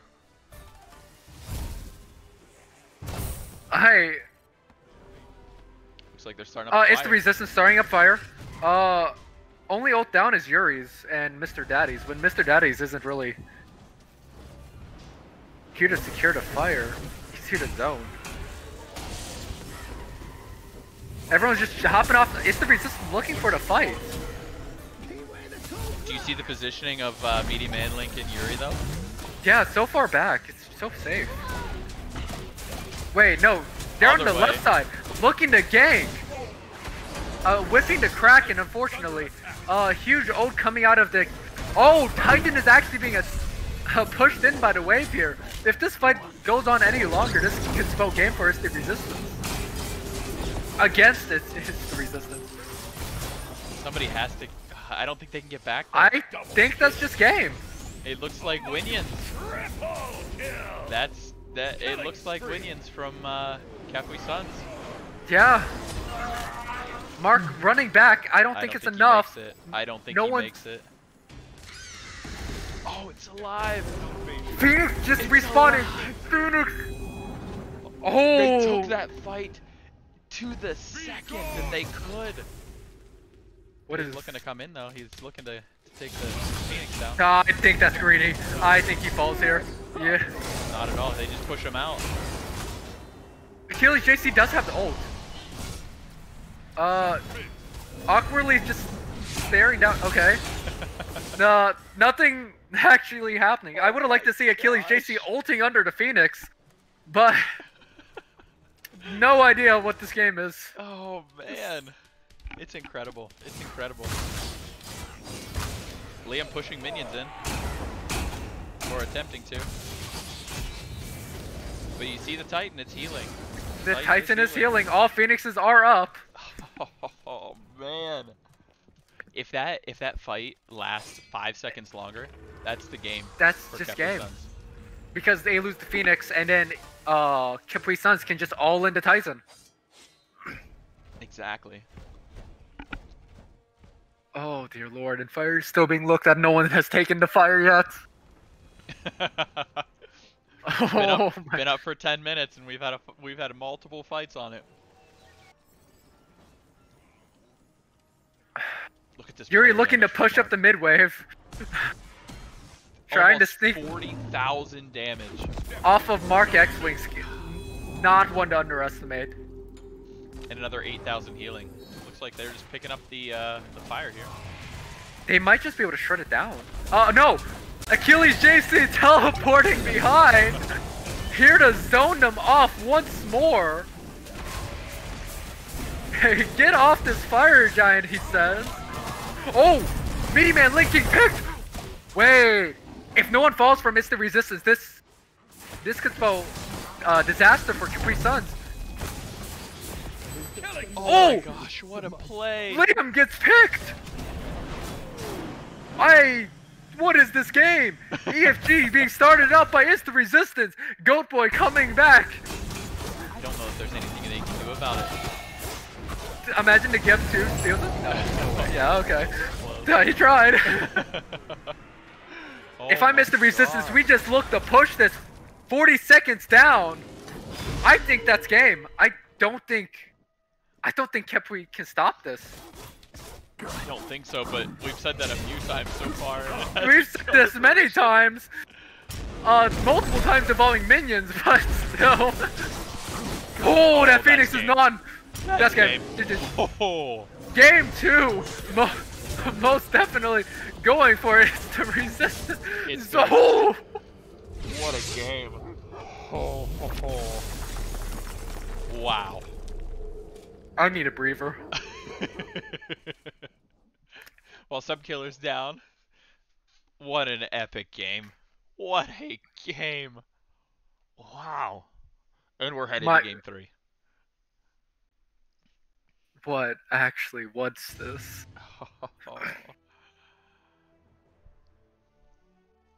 My sanity is. They just played with my heart that entire game. We thought it was going to be a clean sweep for resistance, and then Khepwi makes the comeback, taking the EFG, and then resistance makes the comeback, taking EFG for game. Oh my gosh. Tell me, Subkiller, who is your MVP from that game? I thought it was going to be Daddy. I really did. I I just thought it was Daddy for free, but Mark just doing so much. Same with Austin. What? And Achilles. Achilles stopped the Fire Giant 3 times. 3 times. I think the one who really won game 2 was Achilles JC. I agree.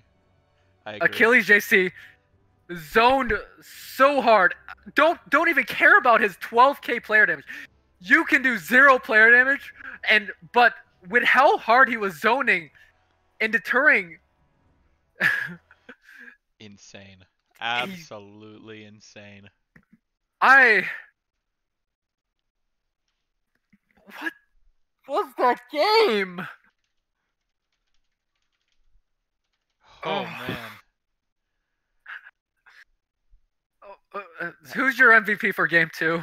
I think you're right. I think it has to be Achilles. Between those teleports in, those alt zoning, he just did fantastic. He just did everything to facilitate for Mark and for Austin. I hate not to give it to Mark because he did do 40,000 player damage plus another 10,000 healing, but I think it has to be Achilles. It has to be Achilles. But Austin did so well too, and Mark did so well. These are two teams that absolutely play like they're a team. It's the Resistance forming that current lineup not too long ago, making it look like they've been playing before the start of the start of the season. Oh yeah, oh yeah, and they're playing a team that has a ton, just a ton of synergy. I am so lost. What just happened? What a game! What a game! The underrated players of this game were definitely Austin. Austin looked amazing on Honor. His positioning on point. His pillars on point. You can't underestimate Austin. Not That's at all. for sure. Not at all. Absolutely incredible. Incredible. Going into this game, thinking Liam was going to be the star of the show because obviously King Arthur, you know. King Arthur, the strongest, such a strong and impactful character. But Achilles JC making a name for himself that game, so clean on his execution of all of his engages to just counter whatever Khepwi's sons wanted to do. Achilles JC just walks in and says, "No, stop. You're fighting the rest of my team now." Kind of goes in and says, "Look at me, look at me." Not even the one with the taunt. Two taunts in this game. Achilles JC doing the most to get people off of objectives. The most taunting. Oh. This. I need another water. I know, man. You're doing fantastic. Fantastic. Make me a caster? Question mark? Question mark? Hey, anybody Hey? watching? Huh? Oh, that was such a hype game. We thought Khepwi was going to have like the highlight of the set with their sick Horus ult to the one side, Giannis ult back to the other. But now we have it's the Resistance pulling up the biggest underdog that we've seen. Oh my gosh. And that's even though that's such a large statement, it's such an understatement. It's such an understatement. It's such an understatement. Oh. I've never been so happy to be wrong. For the first time this season, by the way, on a set. Absolutely ridiculous. It's amazing. Oh. It's getting sweaty in here. Towards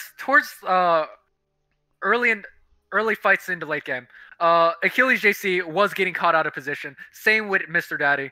They corrected that perfectly towards the end, waiting for their team to engage.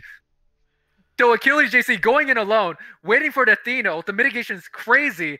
Just not able to kill him fast enough, allows the rest of his team in.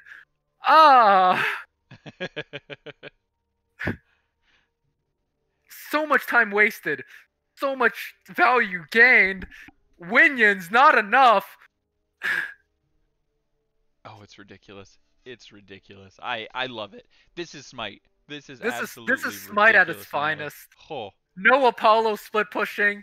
Hate you, Brownside.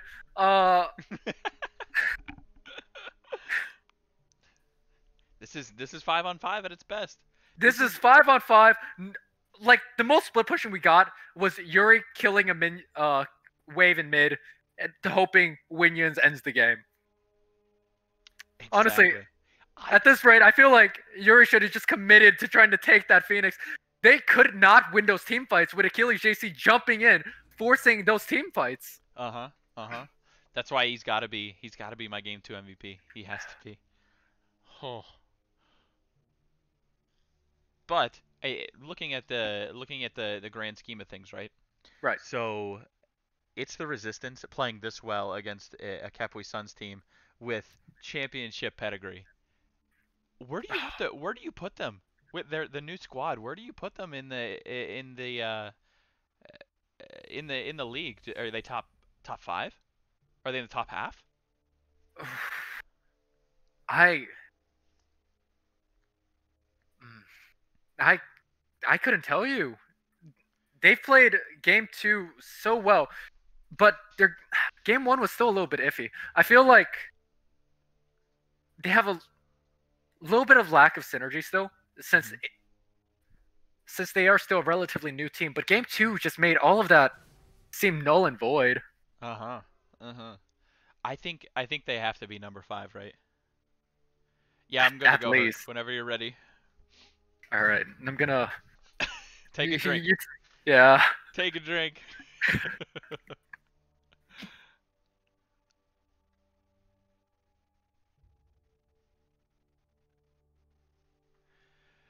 And we are headed to game 3.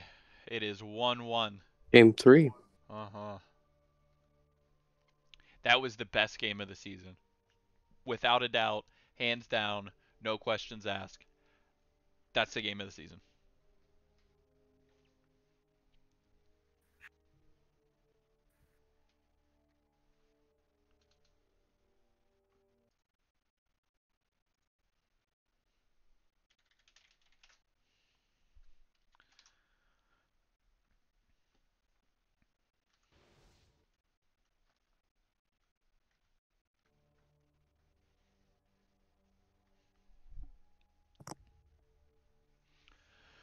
Whew.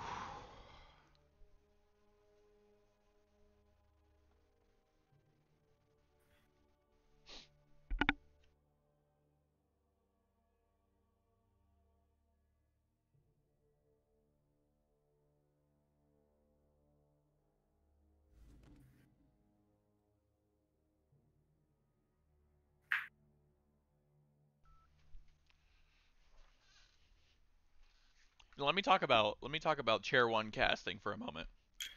Subkiller has been fantastic. He is killing it. Killing it. He's all over it. You could hear him. This is my 4th water bottle. You know what? I picked Quack and Smite League promotes hydration. So if you're watching this right now, take a drink.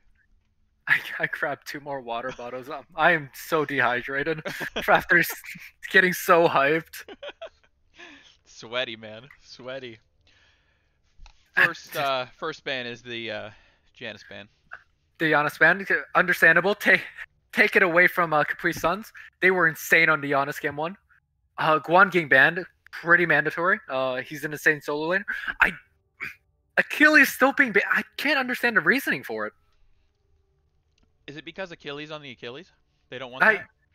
They don't want Achilles on Achilles? Like, that's their own team. What? Little do they know, that's not his main god. Yes. That's my main god. Yeah, it is. So stop banning King Arthur. Let ban Achilles instead. I think that's the new. I think that's the new play. You know, still a ban. Fair enough. Yeah, normal ban coming out. But we don't see Mark on any of the like top tier mid laners. We see him. I think he's made most impact on that Raw. In both games, he's played Raw. Oh, he's without a question. Insane. Without a question. Oh, interesting. Set ban comes out. I wonder if the set ban comes out from the team picking first. I wonder if Mr. Daddy and Mark and Austin don't have it in the bag. Are you telling me? You're telling me that's not going to be a set mid, like on Mark. I want to see it on her. That's a big pickup Oh, in the first. on her right off the bat. I don't like that's such an early pick though. I don't mind it. I don't know that on her has many or any counters in A lane. Willix. Oh, Willix, sure. But in lane, That is true. in lane, I don't think it's anything. And On Austin her's did kind of perform rough, but I really feel well. like you can get punished for the aggressive early ADC pick like on her. We'll have to see once we get into the game. Medium Hold Man Link under Raijin. Oh, that's crazy. That's crazy. Oh. His Raijin is so good. And But it's going Mark into back Mark. on the Raw. You can't sleep on his Raw. They just run it back minus Erlong. Let Mr. Daddy run something else. Oh. Khepri getting picked into the Khepwi Suns. One thing that I think is interesting so far, 6 bans. Oh, I was about to say it. Apollo Oh my has god, not been- Apollo got through. They banned Set over Apollo. And they picked on her, Khepri, Ra, Raijin, and Athena over Apollo. It could be huge. That could be huge. And Horus is still available too. Maybe they run back the Horus. Do you ban it if it's the resistance? I don't. Okay. So Goat Boy was insane on the Horus, but I think there's priority bans over that. I don't know. Like the jungler still needs to be picked unless that's Athena jungle again. Very well could be. Do you want to take the chance? Maybe they picked it to flex it. I think you get rid of some solo laners. Like King Arthur. Potentially. Yeah, the King Arthur. Yeah, you got to ban the King Arthur like every game, right? That's what I've learned. Yeah. I could see Nen Achilles ban picking coming up Sun Wukong here if it doesn't get banned. Kukulkan ban. Always fair enough. Oh, always very reasonable. Definitely. And we watched that go through the first set of bans and the first set of picks as well. Very I interesting. just don't think Achilles JC is comfortable on many of the top tier picks. We've only seen him on King Arthur. That's true. I wonder, now that we're seeing the Khepri pick and I'm a little slow, I wonder if they had the Khepri pick. They slotted. banned the Odin, the respect. Big respect ban Odin. You can't let that through. Well, you can definitely let it through, but do you want to let it through? Achilles JC was insane on it. Now, was it the Odin that was the problem, or was it the upgraded teleport that was more of a problem? I think the Odin ult prevented them from continuing to like try to run down fire. It forced them into the fight. It didn't let them take an opportunity away. They also had to burn 2 relics on it. 2 Phantom Veils coming out of Khepwi. You have to keep that in mind. Mm-hmm. That's true. That's true. Where it could have been something to help maybe keep your to keep Link alive, to keep Telly alive. Mm-hmm. Instead, they had to burn it on 2 Phantoms. One coming from the solo, lacking to engage. As you noticed, Liam couldn't buy a blink that game. Definitely. Fenrir coming out of Yuri. Kali. And King Arthur. He definitely saw the King Arthur pick coming, for sure. So I think it's the Resistance has this a little bit in the bag over...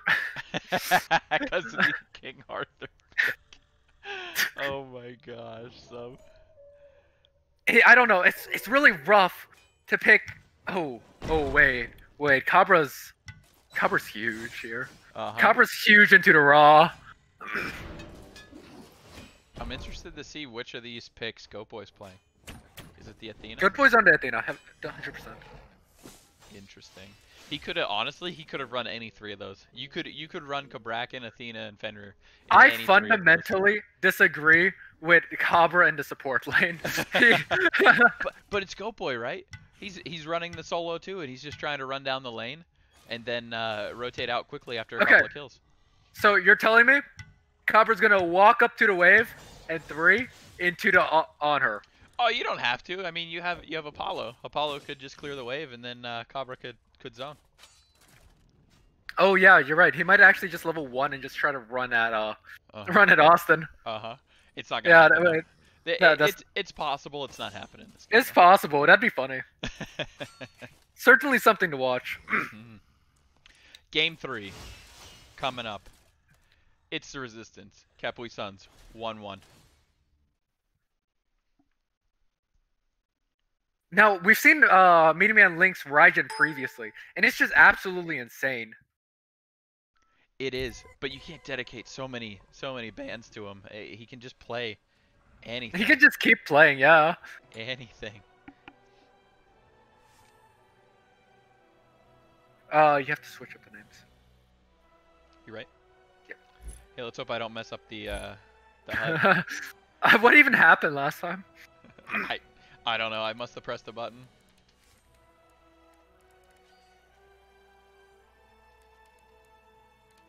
Oh my god, why is it doing it again? Because of the P. Oh, is it because you clicked P? Is it actually? Uh-huh. Why does that apply when you're in the menu? Because Smite's a perfect game. No flaws. Smite is a very perfect game.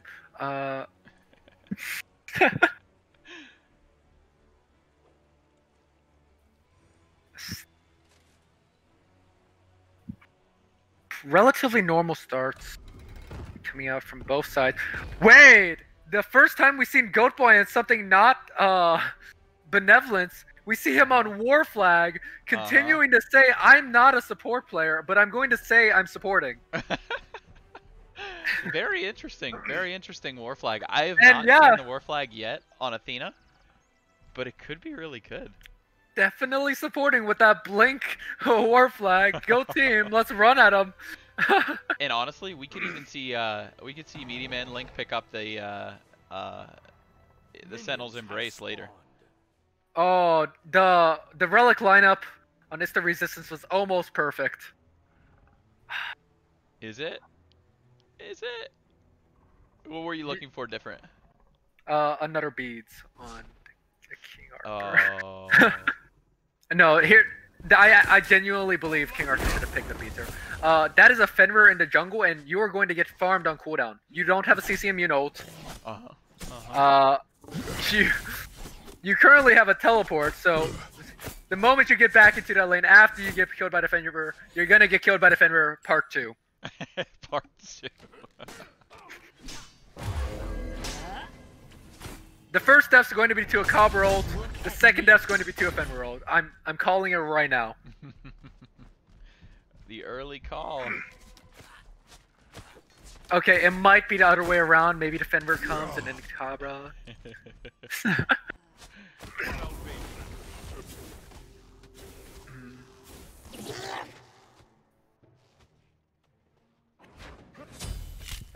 Oh! Wait! We just missed Hercules getting picked right off the bat.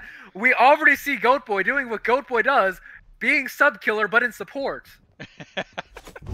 Running right at people without a care in the world. Oh, man. And now he just goes in the jungle and interrupts. Walks around in the jungle. Uh-huh. Man. Deterring people from existing. Oh! So much damage on her. The slow coming out on Athena. Oh! Goat Boys! Scary as always. Okay. Looks like they're going to rotate onto this Kali, and I think the Kali jump is down. Athena has Blink! Athena has Blink! There it is. Whoa! Oh, the beads coming out of the Kali! That's what happens when you have 4 beads, but Fenrir into Raw is so crazy because you just get so much free damage off the 3! Oh, I'm so hyped. Oh, man. Game 3 is looking like it's going to be a repeat of Game 1 and 2. It's going to be a barn burner. Oh! Wait, Khepwi invading It's the Resistance. Athena lurking. Athena lurking in It's the Resistance's jungle. Looking to invade Speed? Nope. Oh, he wanted to, but Mr. Daddy instead very smart. they're looking at blue buff. Oh. 2 minutes into the game. This Goat Boy is absolutely insane. Jungle 2, baby. Jungle too. This isn't even 3 minutes into the game, and we see the support jungle invading blue buff, denying the King Arthur of any right of existing. Who needs a blue buff? Oh, gonna regret those 6 health pots, huh? Sorry. Don't need them. If you're dead, you don't need them. Very true statement. Kabrakan already has ult. Fenrir could look to gank the King Arthur here. I think he just continues to farm, right? He's only level 3. Oh, you're right. Liam himself could probably just chunk the Achilles. Ooh, that's not good for Achilles in my... Achilles lacking the CC immune ult, being forced to disengage. This is really rough. If I'm Achilles, I save that CC immune ult for when the Fenrir shows up. You need to just get away. Yeah, definitely. And look where Goat Boy is. Look where Goat Boy is, in the back camps. This is not support. Jungle 2. Jungle 2 is a thing. Season 8, baby. Why is he not just start Eye of the Jungle at this rate? You know, it might be a thing. It might be a thing. Or even starts Boombas. Yeah, go into Okay. go into Protector of the Jungle as support. Let's do this. He might as well. Oh. I feel like Goat Boy's in the jungle more than Yuri is. It almost seems like it. This is Goat Boy's style, though. Goat Boy says, I'm gonna try to win the early game, and if I win it, this game's over. Opting not to go reinforced, instead choose a focus, trying to get DPS. Oh, Magi, my bad. It's okay. Yeah, getting the DPS Soloing the off. oracles. Oh, that's why the war flags start too, right? Is he trying to Goat steal Boy this? not giving a care in the world. Threatening per damage cap? He Oh, almost takes it. Do they punish? almost Could've ulting done all away. Oh, Mark but says Mark no. says no. that. Absolutely not, sir. This is absolutely insane. Right off the bat. This set. Can we talk about how this is probably set of the year? Oh my goodness. I can agree. Oh, wait. Is Hercules looking to pick up a Wing Blade or a Relic Dagger right off the bat? Relic Dagger maybe to get beads up more often against the Fenrir? Yep. Maybe. Kinda greedy. No, he actually goes. He goes Witchblade. Right off bat. You think? Yeah, he always does it against Apollo for some reason. I'll light you up. That is an interesting Very pickup. interesting. Very interesting. It's not the worst. 10% cooldown reduction onto the Khepri ult. Get that cleanse up more often. If he communicates Witchblade that- doesn't have cooldown. Yes, it does. It has Witchblade? 10%. Yeah. Oh, okay. I didn't know that. 10%, 30 physical prot, 7% movement speed, and I believe 150 health. Witchblade has magical power. It's physical Uh-oh. Uh-oh. prot. Ooh, caught into Kabrakan. What did I say? What did I gonna say? get out? Oh! My prediction was wrong. He doesn't die right off the bat. It was close though. No more playing around. Kali looking to just walk around, maybe take the blue buff for Achilles JC, so it doesn't end up getting stolen again. They don't have vision on where the Fenrir is. They don't have vision. They have vision on the Athena, but the Fenrir could end up lurking. The Fenrir could end up rotating gonna mid grab here. him. I don't think he has it up. Ooh. Fenrir lurking in the mid jungle. Wait, Liam also making a rotation mid. Does he see him? This. I don't think Herc. They walk past each other. This could be really bad for Raw. Mark X-Wing might fall here. Oh, huge ult off Khepri, but it doesn't matter. It doesn't matter. So many ults coming out of Khepri's sons. Insane. Not enough follow-up to pick Liam. Oh, If I'm Achilles, you're just dead. If I'm Achilles, it doesn't matter. If I'm Achilles, I'm just dead. That's insane. 3 for nothing. Huge 3 fight for nothing. from a Capri Suns under their tower, nonetheless. Invade the red buff and maybe get the scorpion. Or maybe invade the purple. Did they invade the purple? I think no, they're just looking to grab the scorpion. Austin a little bit cautious here, reasonably so. They just lost a huge fight in mid. Uh-huh. Austin opting not to go for boots, he gets the full Devos. Same with the Apollo. That's true. That's true. They're just over there in their own little world, farming away. Yeah, no gangsta duo, just let's fight mid, let's fight a red buff. So many team fights right off the bat of this game. Such early rotations from Cabra. Achilles showing up a little too late, unfortunately so. If Achilles showed up any sooner, the fight would have gone differently. I'm not sure, man. I don't think. I think it ends up being maybe a little longer, but I think the result is exactly the same. I think it was just too good a fight not to take.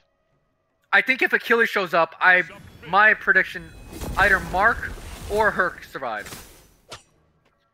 At least one more person survives. Because Achilles just showed up way too late, ended up getting just picked. Liam ult came off a cooldown. A lot of unfortunate stuff happening. Bracken might end up rotating to mid. He does have ult here again. No, opting to just run at the blue buff, denied King Arthur of any sort of. Wait. Correct me if I'm wrong. Is that a red buff on Bracken? It is absolutely a red buff on Bracken. That is a red buff on Bracken. This is a beautiful game. Oh! Huge blink touch! Forcing 2 ultimates down! The fact that they even survived that is incredible. Incredible use of ults. Forces a beads from Mr. Daddy. Forces an ult from Mr. Daddy. Forces an ult from Hercules. That's a win from Capri Suns right there. Without a doubt. Without a doubt. Well, now they get the look towards Scorpion. But I'll tell you what, Mr. Daddy's alive.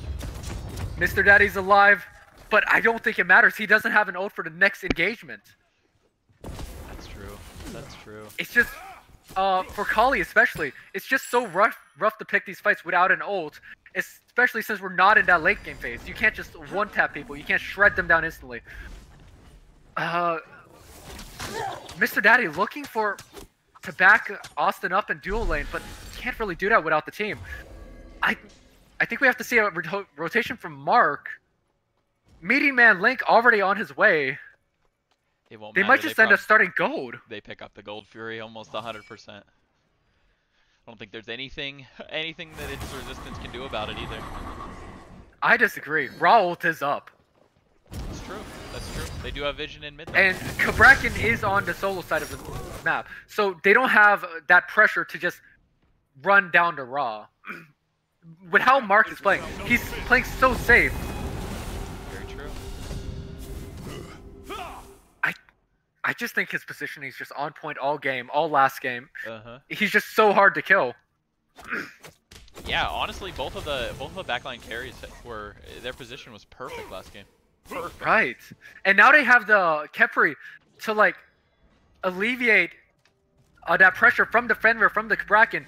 You can dive my carry in mid, but I will make sure they're alive one way or another. Yeah. Or the Kali, right? Maybe we see more plays like we saw at the Wraith Phoenix there. So, right there, if I'm Capri Sun, they forced out the Mr. Daddy's ult, they forced out the Khepri ult. They could have looked to group around that gold. The gold just came up after the Scorpion. Exactly. But they opted to instead they opted to just play for farm, yeah. I feel like that's a wasted opportunity. Potentially. Maybe they think they can do it again. Well, all ults are up on both sides. Solo lane's just doing solo lane things. Just walking around, clearing minions. Pyro's actually being started up by by Khepwi's sons. I think they just get this free. And then he's gonna, Oh! he just ults on it. Mark almost secured that. I didn't even see that. I didn't catch it. Yeah, right there, Mark actually ulted the Pyromancer. I think he missed it slightly because it looked like the moment he ulted, it died. So unfortunate. Ooh, Herc very out of position. Gets picked. Why was he over there? Did Fenrir ult him? Fenrir may have ulted him. I mean, Fenrir's ult is down. Herc did save his ult. He figured he was dead, so. But the thing is, Herc did Beats recently. Beats has 100 seconds. Ooh, wait. I think Mark gets fetched. Oh! What a Wait, does Mark live? No, Mark dies. Okay. 1 for 1, not really in favor of It's the Resistance. It's mid for support. Ooh, this game is intense. Kali's target is the Fenrir. That is very open knowledge now. Very interesting too. Very interesting. Do you pick the Fenrir if you're Kali? I think the idea is you make the counter rotation. The Fenrir might end up being low. You try to just focus him out while he's diving your ADC in mid. What do you think about the Oni Hunter's first pickup by the Arthur? I don't hate it. I don't hate it. My reason being, you're King Arthur. You're trying to be the center of the attention in these team fights. You get the 9% mitigation. You're playing for the late game mitigation. I would love to see like a Spirit Robe coming out later. Just unfortunately, he picks up a Warrior's Axe. I feel like that's a missed opportunity with a Warding Sigil. Go into the Sigil that gives 12% damage reduction. You just stack up so much mitigation. You're just unkillable in these team fights. Athena coming in. Achilles might end up getting picked here. No. Quite. They disengage. Liam not in the best condition to dive. That's fair. That's fair. I am now on my 5th water bottle. Attaboy. Stay hydrated. Contagion coming off of Bracken. Really looking to dive Mark X-Wing. Not giving him the timer to... 4-man rotation on Goat Boy. What is this? Not even his lane. Oh man. We might see the gold picked up. That's a free Goat Fury. 100%.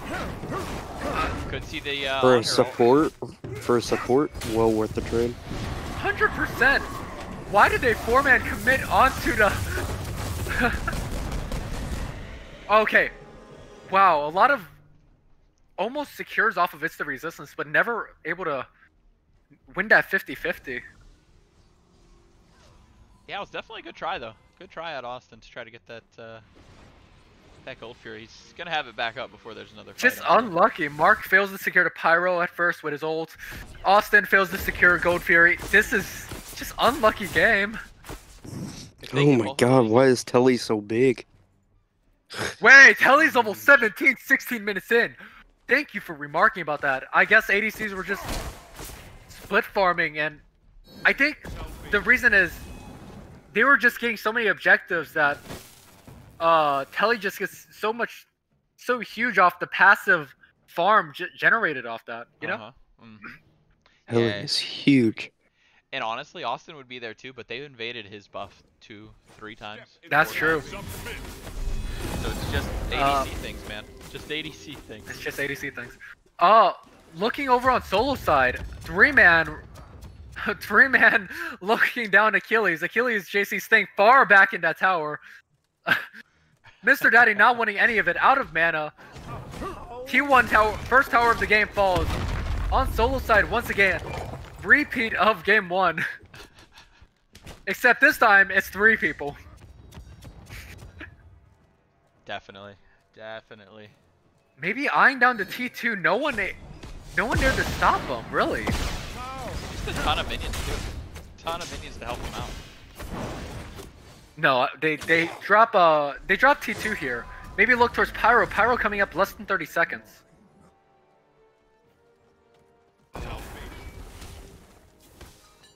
Who do you think this game's going to? is a pretty even game so far, but other than the gold 5,000 in favor of Khepwi Suns. I think if they play the big game anywhere, a lot of whiffed abilities coming out of Khepwi Suns. Wait, Meaty Man leaping into the tower. This amazing Khepri ult from Herc, keeping Mark X-Wings fighting. You're not allowed to die in this game. There's no life left in me. Except the 2 deaths you've already had, but no more. no more. Khepri's team fight is so much better. They don't have a lot of setup for the Raw. All they I have is think you Khepri. kind of just missed what happened at the start of that team fight. Goat Boy attempting to dive Mark, misses the out of range of the taunt. Liam reacted a second too late, still ulted, missed the ult. Mark kind of just walking away. Gotta love that raw passive. Oh yeah. It's something. Recently nerfed, it doesn't matter. 15% movement speed, plenty. Is it 12% or 15? I'm not sure. I think it's 12%. It's like 4% per. I don't remember what they nerfed it to. We can't see the passive. We can't even in here. check passive. Smite's perfect. Smite's very perfect. But even from last game, I mean, last game we saw that there wasn't a ton of setup for Raw. Hey, can you do me a favor? Can you do me a favor real quick? Go to Herc's build and go to Witchblade. Yeah. 250. I can't read. 250 health. I was off by 100. My bad. I can't I read can't it. get the stat. Is that physical or magical prods? It's physical. A wing blade is Okay. magical. I thought, okay, so Wingblade's magical. Okay. Anyways, Khepwi Suns looking to start up Viral Master. So Meanwhile, toxic. What do you mean? Wait, alright. 20 minutes into the game. Telly level 20. A lot of investment into this Kali kill. Kali coming out. they still don't get it. They still don't get it. Now there it is. Oh! There it is. But what's the cost? Goat Boy just does not care. There's so much going on. We're losing a T2. I don't care. We're running at him. Can't stop it. Liam. They can't stop it. That's the second game in a row though that we've seen that Austin takes the T2. Forcing the beads out of the Raw. Getting a pick on the Raw. This is just insane for Khepwi. You guys want a T2 and left? We'll take a T2 in mid. Or not. And they're not going to. I just like to remark Liam is single-handedly running 2 people down. Yep, just stopping them from backing.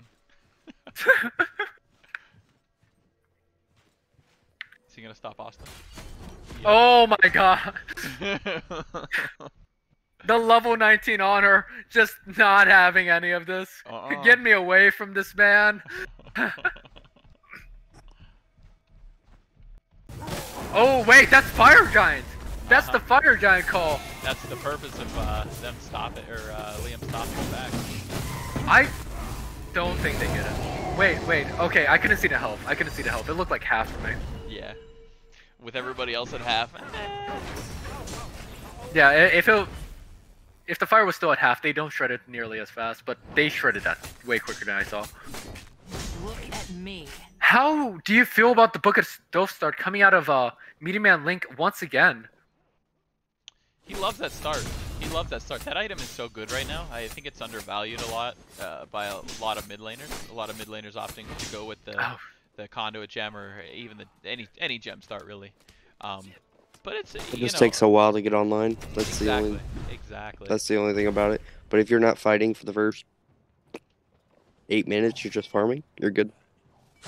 Meaty Man Link is such a safe player, except that time he dove T2. Except for that one time.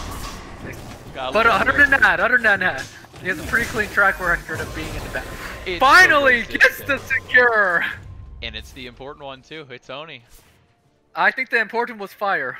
Well, the important Gold Fury. They're still gonna run down this T2 and probably sweep tier 2s. Yes, definitely.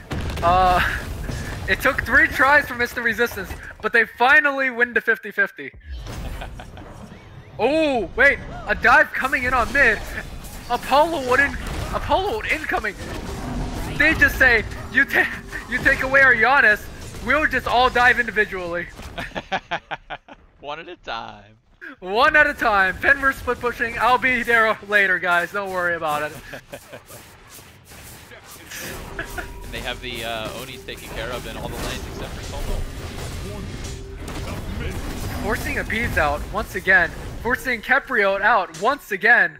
He gets the Athena poke. Next time. Oh, Fenrir coming in. He said, "I'll get him next time. I'll be over there soon, guys." And he was there. Oh, takes 3 shots from the Titan. Oh, nice. Mark X-Wings with the rolls. Oh my God, he's insane. Oh, you can't sleep on Mark. You really can't. No way. No way. He's got 3 of the 4 kills in this game, but I think Khepwi Suns is...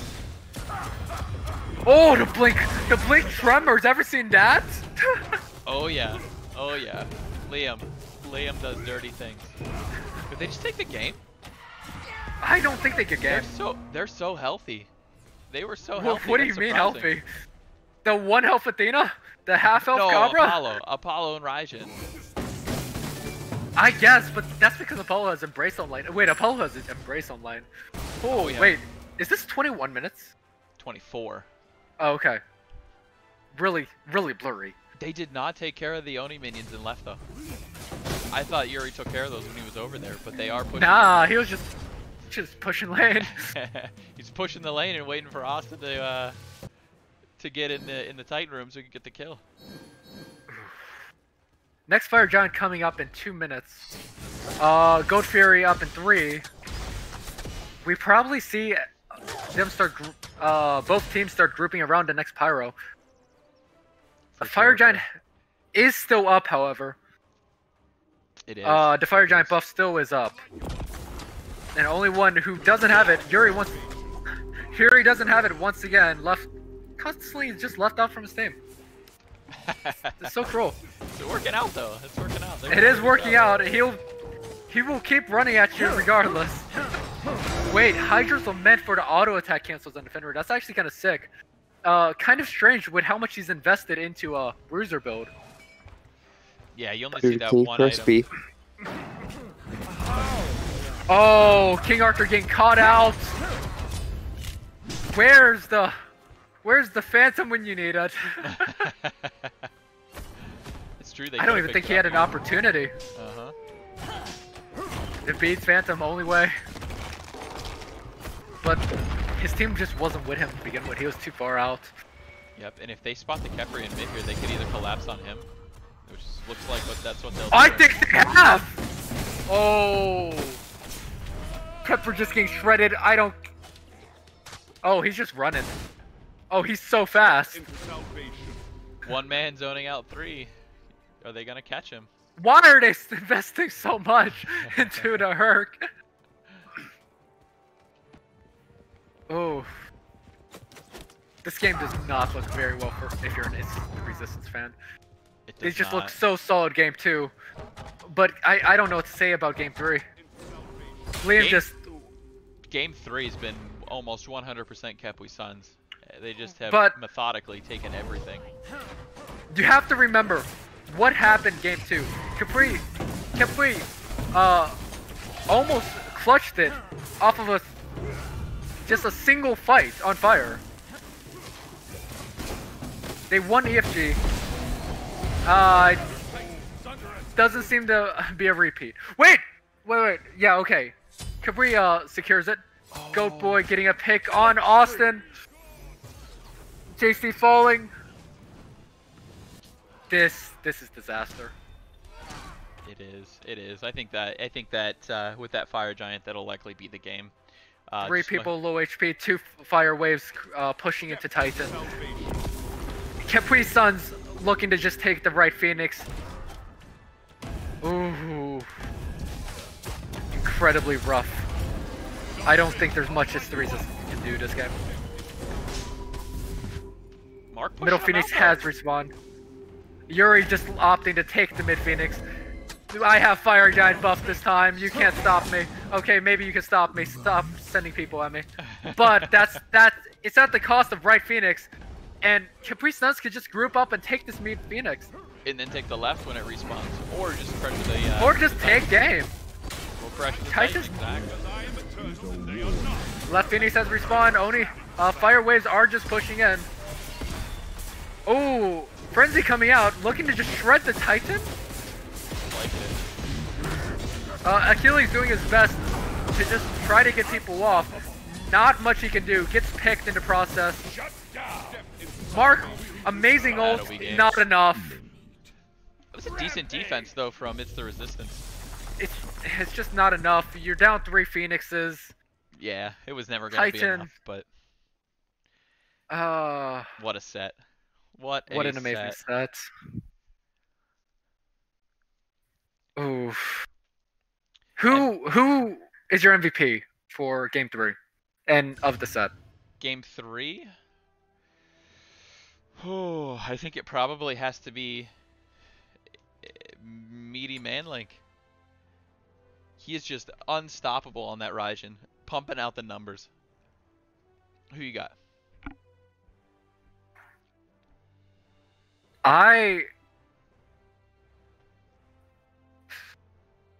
So, Meaty Man Link in those team fights was huge. He got so much advantage off of just about everything. But I think I gotta lean towards Goat Boy, always just initiating those fights. Liam who? Yuri who? Nah, Goat Boy is going to start all of these engagements. I feel like Goat Boy was my MVP for game 3. I was gonna say, Goat Boy was an unstoppable force. Like, He was good. he's just not playing support. He's playing second solo, but out just starting all of the engagements. Liam Man makes was a his W key beast. follow-ups after Goat Boy. Goat Boy is the initiator, the disengager, the zoner, the peeler, and MVP of game 3 for me. What about the set? Who do you have in the set? Okay, game 2, Goat Boy definitely let me down. But overall, I feel like Goat Boy was just unstoppable this entire set. He's just initiating and starting all of these fights. He's just insane. Liam is allowed to play a little bit back, keep Meaty Man Links a little bit safer, Telly a little safer, and just allow all of this DPS to just come out for free. It's just Goat Boy's the MVP for me. And how much I can say. To be honest, if game 2 doesn't happen, I don't have a single argument. But game 2 was rough. Game 2 was incredibly rough. He was trying to play game 2 the exact same way he played game 1 and game 3. Yeah, it just didn't work out. Just didn't work out. It doesn't work when you're that far behind. But he still actually was a huge initiator in those last fights. He did end up getting a lot of picks in those team fights with the Gebo, setting up for so many Poseidon ults. Even in game 2 when they're so far behind, even when his strat of walking at people and doing Goat Boy things fails, he still ends up doing Goat Boy things and setting up so much advantage for his team. That's true. That's true. Yeah, I think we got to give the set to Goat Boy, even with the second game. I mean, you got to win 2 games. If you throw one game and you win the other 2, got to get it. You got to get it. Let's interview some teams. While I use the restroom, I will be back. Do it. See if we can get people in here.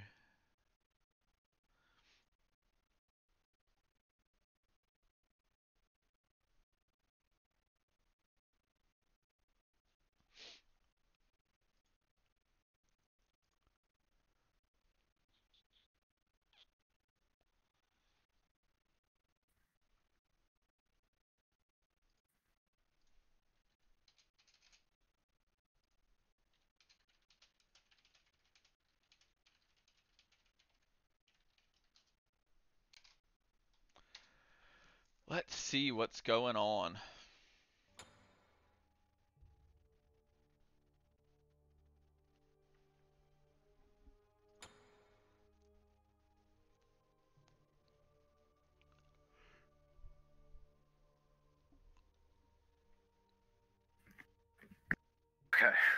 Welcome back. Had any team captains wanted an interview? That's what Or- I just asked Liam for sure.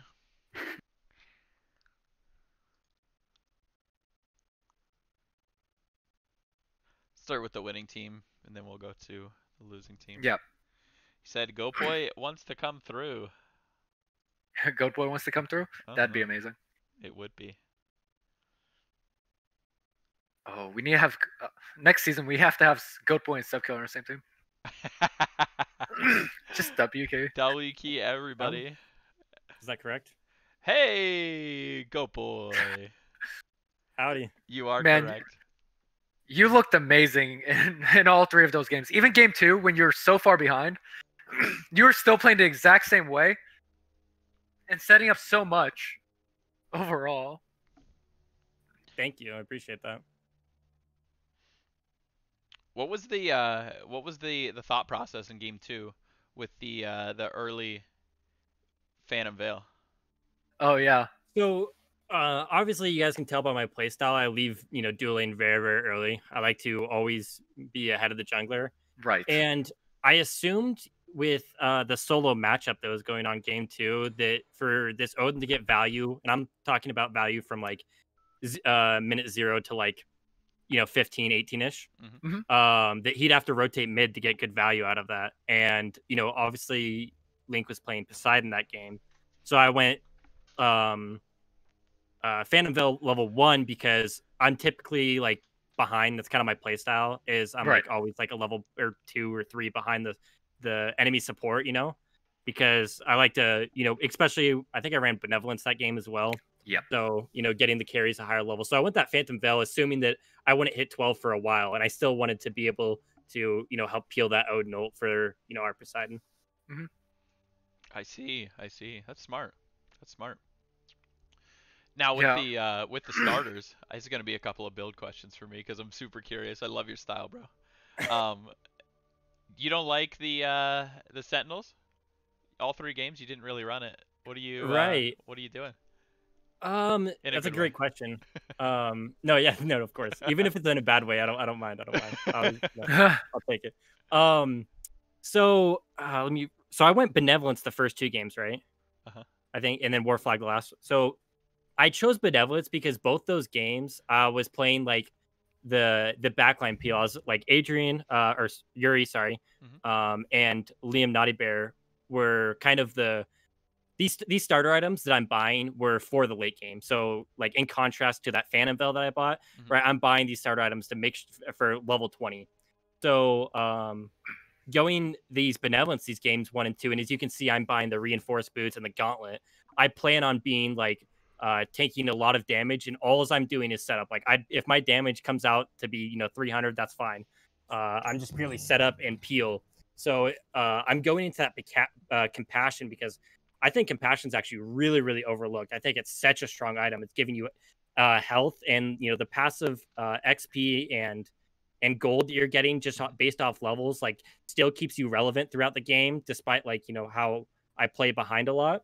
It still keeps you very relevant, and that late game compassion, just like even if I sit there and do nothing and just get my ass beat, excuse my language, then I'm still providing peel just based on how much I'm absorbing from compassion. So I really like going into that item just because of that reason.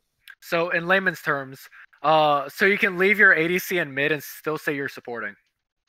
Right, exactly. Yeah, no, I get it completely. Got anything else for Gopoy? Let me think. So, game 3, you mentioned that you picked up reinforced for the other games, so you can be tanky, just run at him, farm a bit with the gauntlet. But game 3, you picked up Shoes of the Magi. Were you trying to get more DPS out? I think, as I talked about before, like if I miss my stuff, it's not a big deal because I have that compassion. But I feel like like you're going to hit your stuff. It's pretty easy to hit like a 3-2 combo or just your your taunt and then your 3, whatever it may be. And I think going those power boots, I've been using it for probably like the past 2-3 weeks. I think it's very, very strong, especially like in that game. I went to I bought Stone of Binding. Typically I won't because I'll be going into a Spear of Deso. And I think those items combined, just Power Boots and Spear of Deso, which is what I would have went into if we didn't have such a big lead going into it. You know, like winning a lot of the early game, I would have went that Spear of Deso. But so I'm talking about like what I would have most likely happened.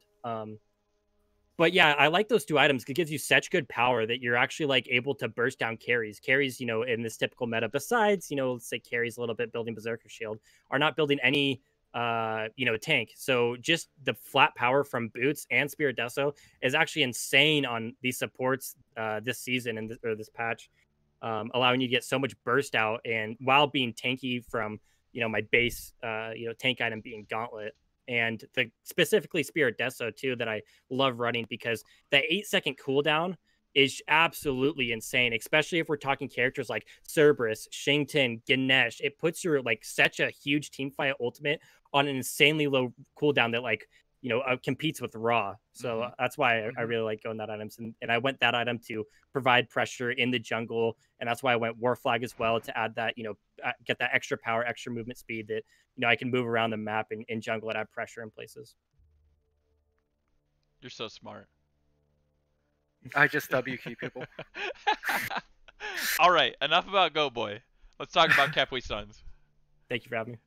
No. Wait, don't go anywhere. Don't go anywhere. I'm saying. Okay. Game 2. You guys get rolled early, but you guys come back, and you're literally 50 health away from winning that game on the enemy Titan. Is that what it was? It was about 50. Walk me through how you guys got back in that game. Well, that's a good question. So obviously, like you guys kind of touched it. We tried to play the same game 2 that we did game 1, and I think we kind of just got beat in picks and bans. Like you know, even if we like our picks and bans compared to theirs, we just have to play different, and we tried playing the same. Erlang being so strong early, and we know Hercules building typically like Witchblade or like Sov, which are, you know, better early game items and allow you to continue that pressure, and they were grouping well. So they had a big early lead, and the way we came back was making sure we set up, you know, well for these defenses. They didn't have much split push potential. We saw like a little bit, I believe, in our right lane, which I think would have been your guys' left, duo side, whatever. Where he kind of split push, but they weren't very much of a split push team. So it kind of made it a little bit easier that we could group as 5, you know, still on these defenses. And then, you know, once we were able to, you know, sit there and it's not about, you know, like catching back up. It's just about, you know, stagnating the other team from continuing to roll us. Right.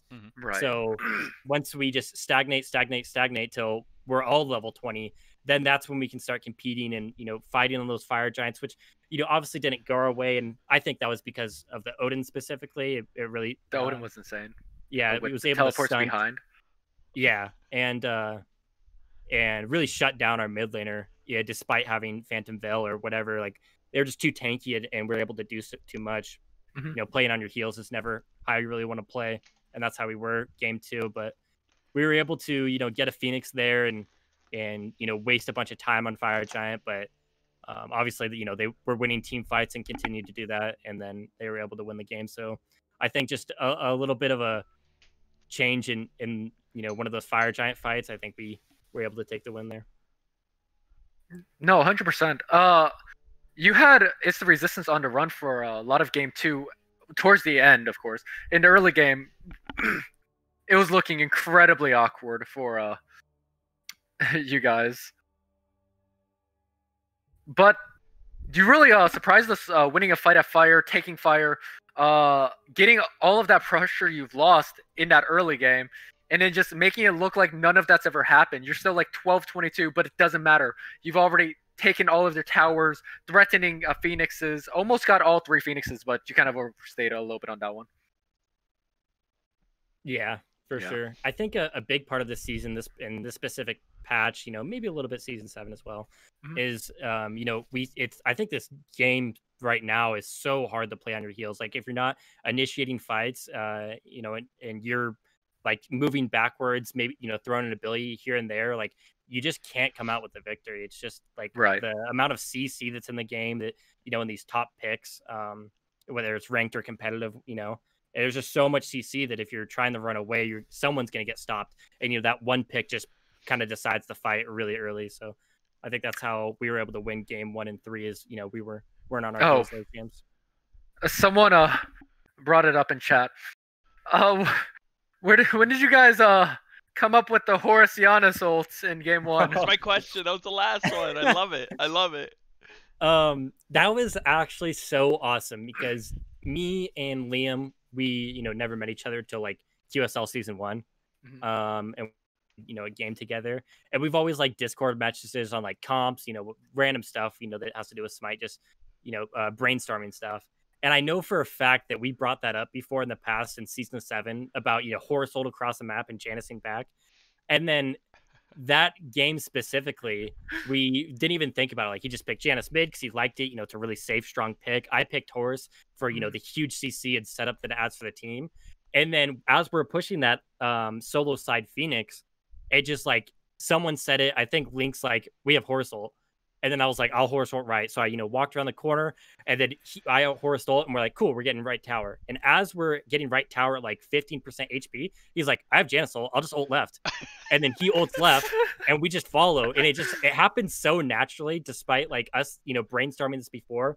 But it was so unplanned, and it happened so like perfectly that it was a really fun and awesome situation to be. It was amazing to watch. Oh, what a set, bro! What a set. Go boy. Thank you for just being you, and thank you for the amazing set. Thank you guys for watching. It was an awesome one to do. Oh yeah. Let's go, boy. All right, then from It's the Resistance, we have Herc and we have Mark in here. Herc, Mark, how y'all doing? Could be better, but we're doing well, I think. You guys looked amazing game 2. Really. After game 1 was a bit rough. I'm not really sure what you can do against all of that global pressure, but game 2, you just made game 1 look like it never happened. You guys look so strong with all of that early pressure. The late game was a little bit rough, in my opinion. A lot of, I feel like, miscommunication, not grouping properly, kind of led to the team fights being a little bit more iffy. But you guys still put it through. One game 2. Game 3 was still super. Still could have gone both ways, either way. So I think you guys looked amazing over on this set. Is Herc here? Yeah, I'm here. All right. What's up? Herc, how do you like your new team? I enjoy my new team a lot. We get along very, very well. Mark's an amazing mid laner, and we're SOL and JWF as far as carry goes, and so Austin is doing a fantastic job doing his part, and been like, you know what, I'll do it. And Austin has been more than happy to fill in that spot, and we thank him very, very much for it. And just it's a struggle, but you know what, I think our team handles it very, very well and in stride. Yeah, you guys looked amazing, honestly. In my opinion, anyway. I think that Khepwi Suns is one of the strongest teams in the league overall, just as a 5-stack. And you guys took them to 3 games. And honestly, game 1 could have went either way. If they don't have all the global pressure, you guys have a chance. Yeah, it's really too difficult to deal with, in my opinion. And personally, I agree with GoBoy 100%. If you're not the one initiating fights, it's just way too hard to do anything, and just Game 3 was probably the most frustrating game of Smite I've ever had to deal with in my life. Everybody's just like, well, everything's fine. Everything's fine. We can still come back. We're a late team comp. I understand that, but I'm on a very firm and stubborn opinion that we were on our heels the entire game and just we did absolutely nothing to counteract the pressure, and that's what just and and just we got wiped. They took a fire giant, and then that was pretty. And they ended up taking two phoenixes off that, and just it's just Smite's way too hard of a game to come back from two phoenixes down. Mm-hmm. Especially those two. Yeah. Sub, you got anything? Mark, how did you feel under Raw? Because you looked amazing on it. It's my second set on Raw. The first time I played with the Resistant, I pulled out the Raw, and I play well in my opinion, and I think a lot of people can agree on it. This set though, when we were down by 1, I needed to find something so I can do something and just carry the team, and like we needed something like with big impact, and I know when I play Raw I can do those impacts. And also we had the Tina to set me up, we had the Erling to set me up, so everything was way more easier, and we didn't even talk about the Odin Keja with it, so everything like in that team comp just helped me out. We built around, I think, the Raw, like just with the Tina or like and Erling Pega. So yeah, when I play Raw, I know I can steal objective, I know I can finish kills, I know I can be like just double keep people and like being a mid lane, so I kind of like to just... Do you feel like you lacked that same composition game 3? Or do you feel like you just couldn't get to that point where you could synergize with your team since you're just getting rolled by the Goat Boy running at you 2 minutes into the game already?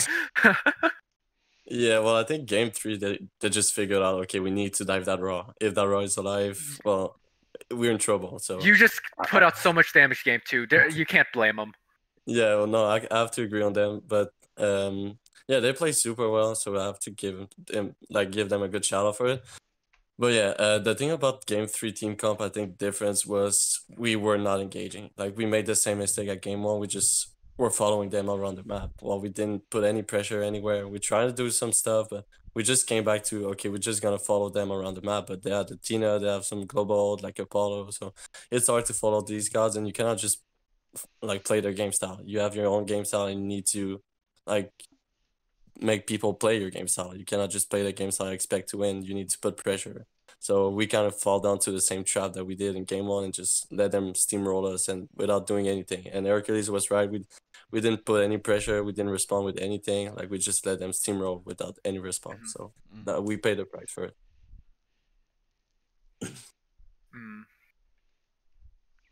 All right, guys, final question. Either one of you, both of you, what's next?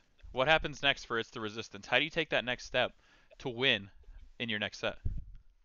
Well, what can I say about this set? That like game 2, honestly, I never had any good early game like this. Like we can take a lot of good things from those games, and we're gonna do some VOD review, and we're gonna practice. We're gonna come back stronger, and I think we can just look forward to this team. I think we can be a really good team if we all play together and just make some better decisions. I'm looking at the schedule really quick. Hold on a second. He wants to see who's next week. Give him the hands. We're gonna give him the fucking hands. That's where the hell is the schedule? Yeah, the schedule. Should be season schedule under league board.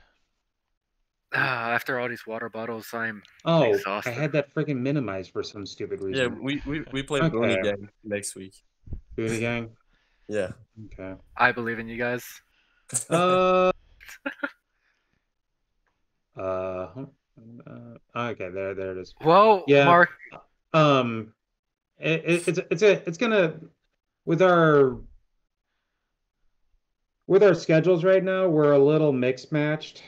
So just we're grouping up as we can. We're having a real hard time practicing as a team, and we really need to get together more and just figure out what we're gonna do. Hopefully, I'm gonna have a VOD review at some point tomorrow after I cool off, and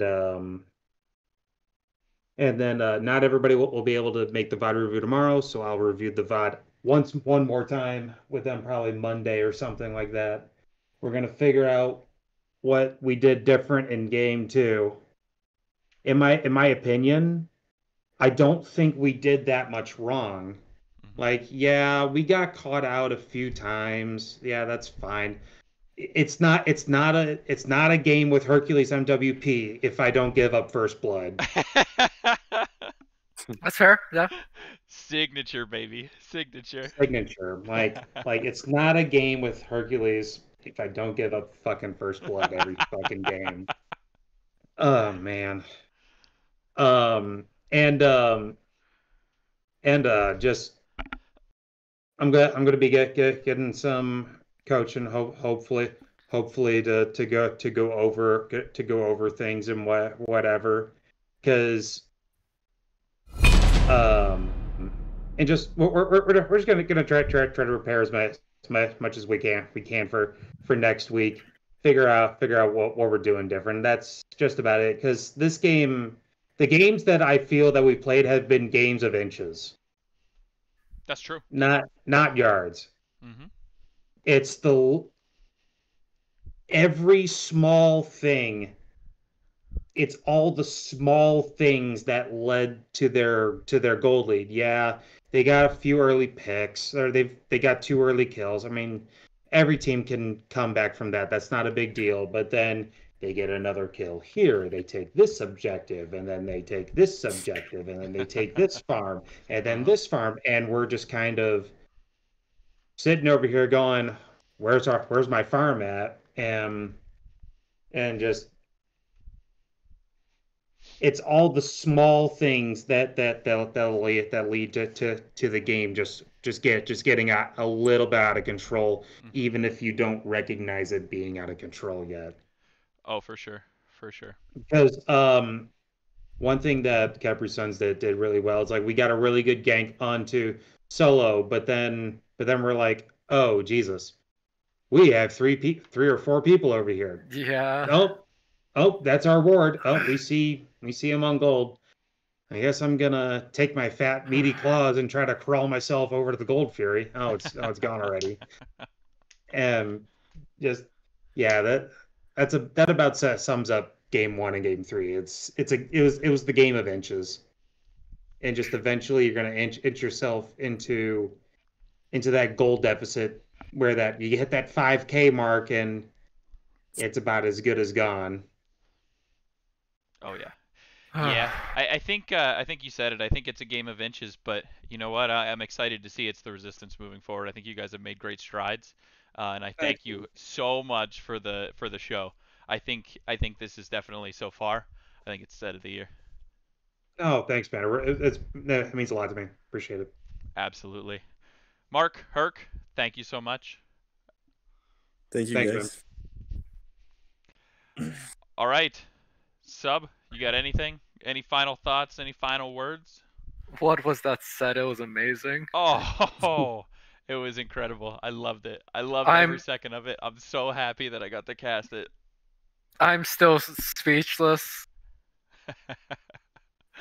All right.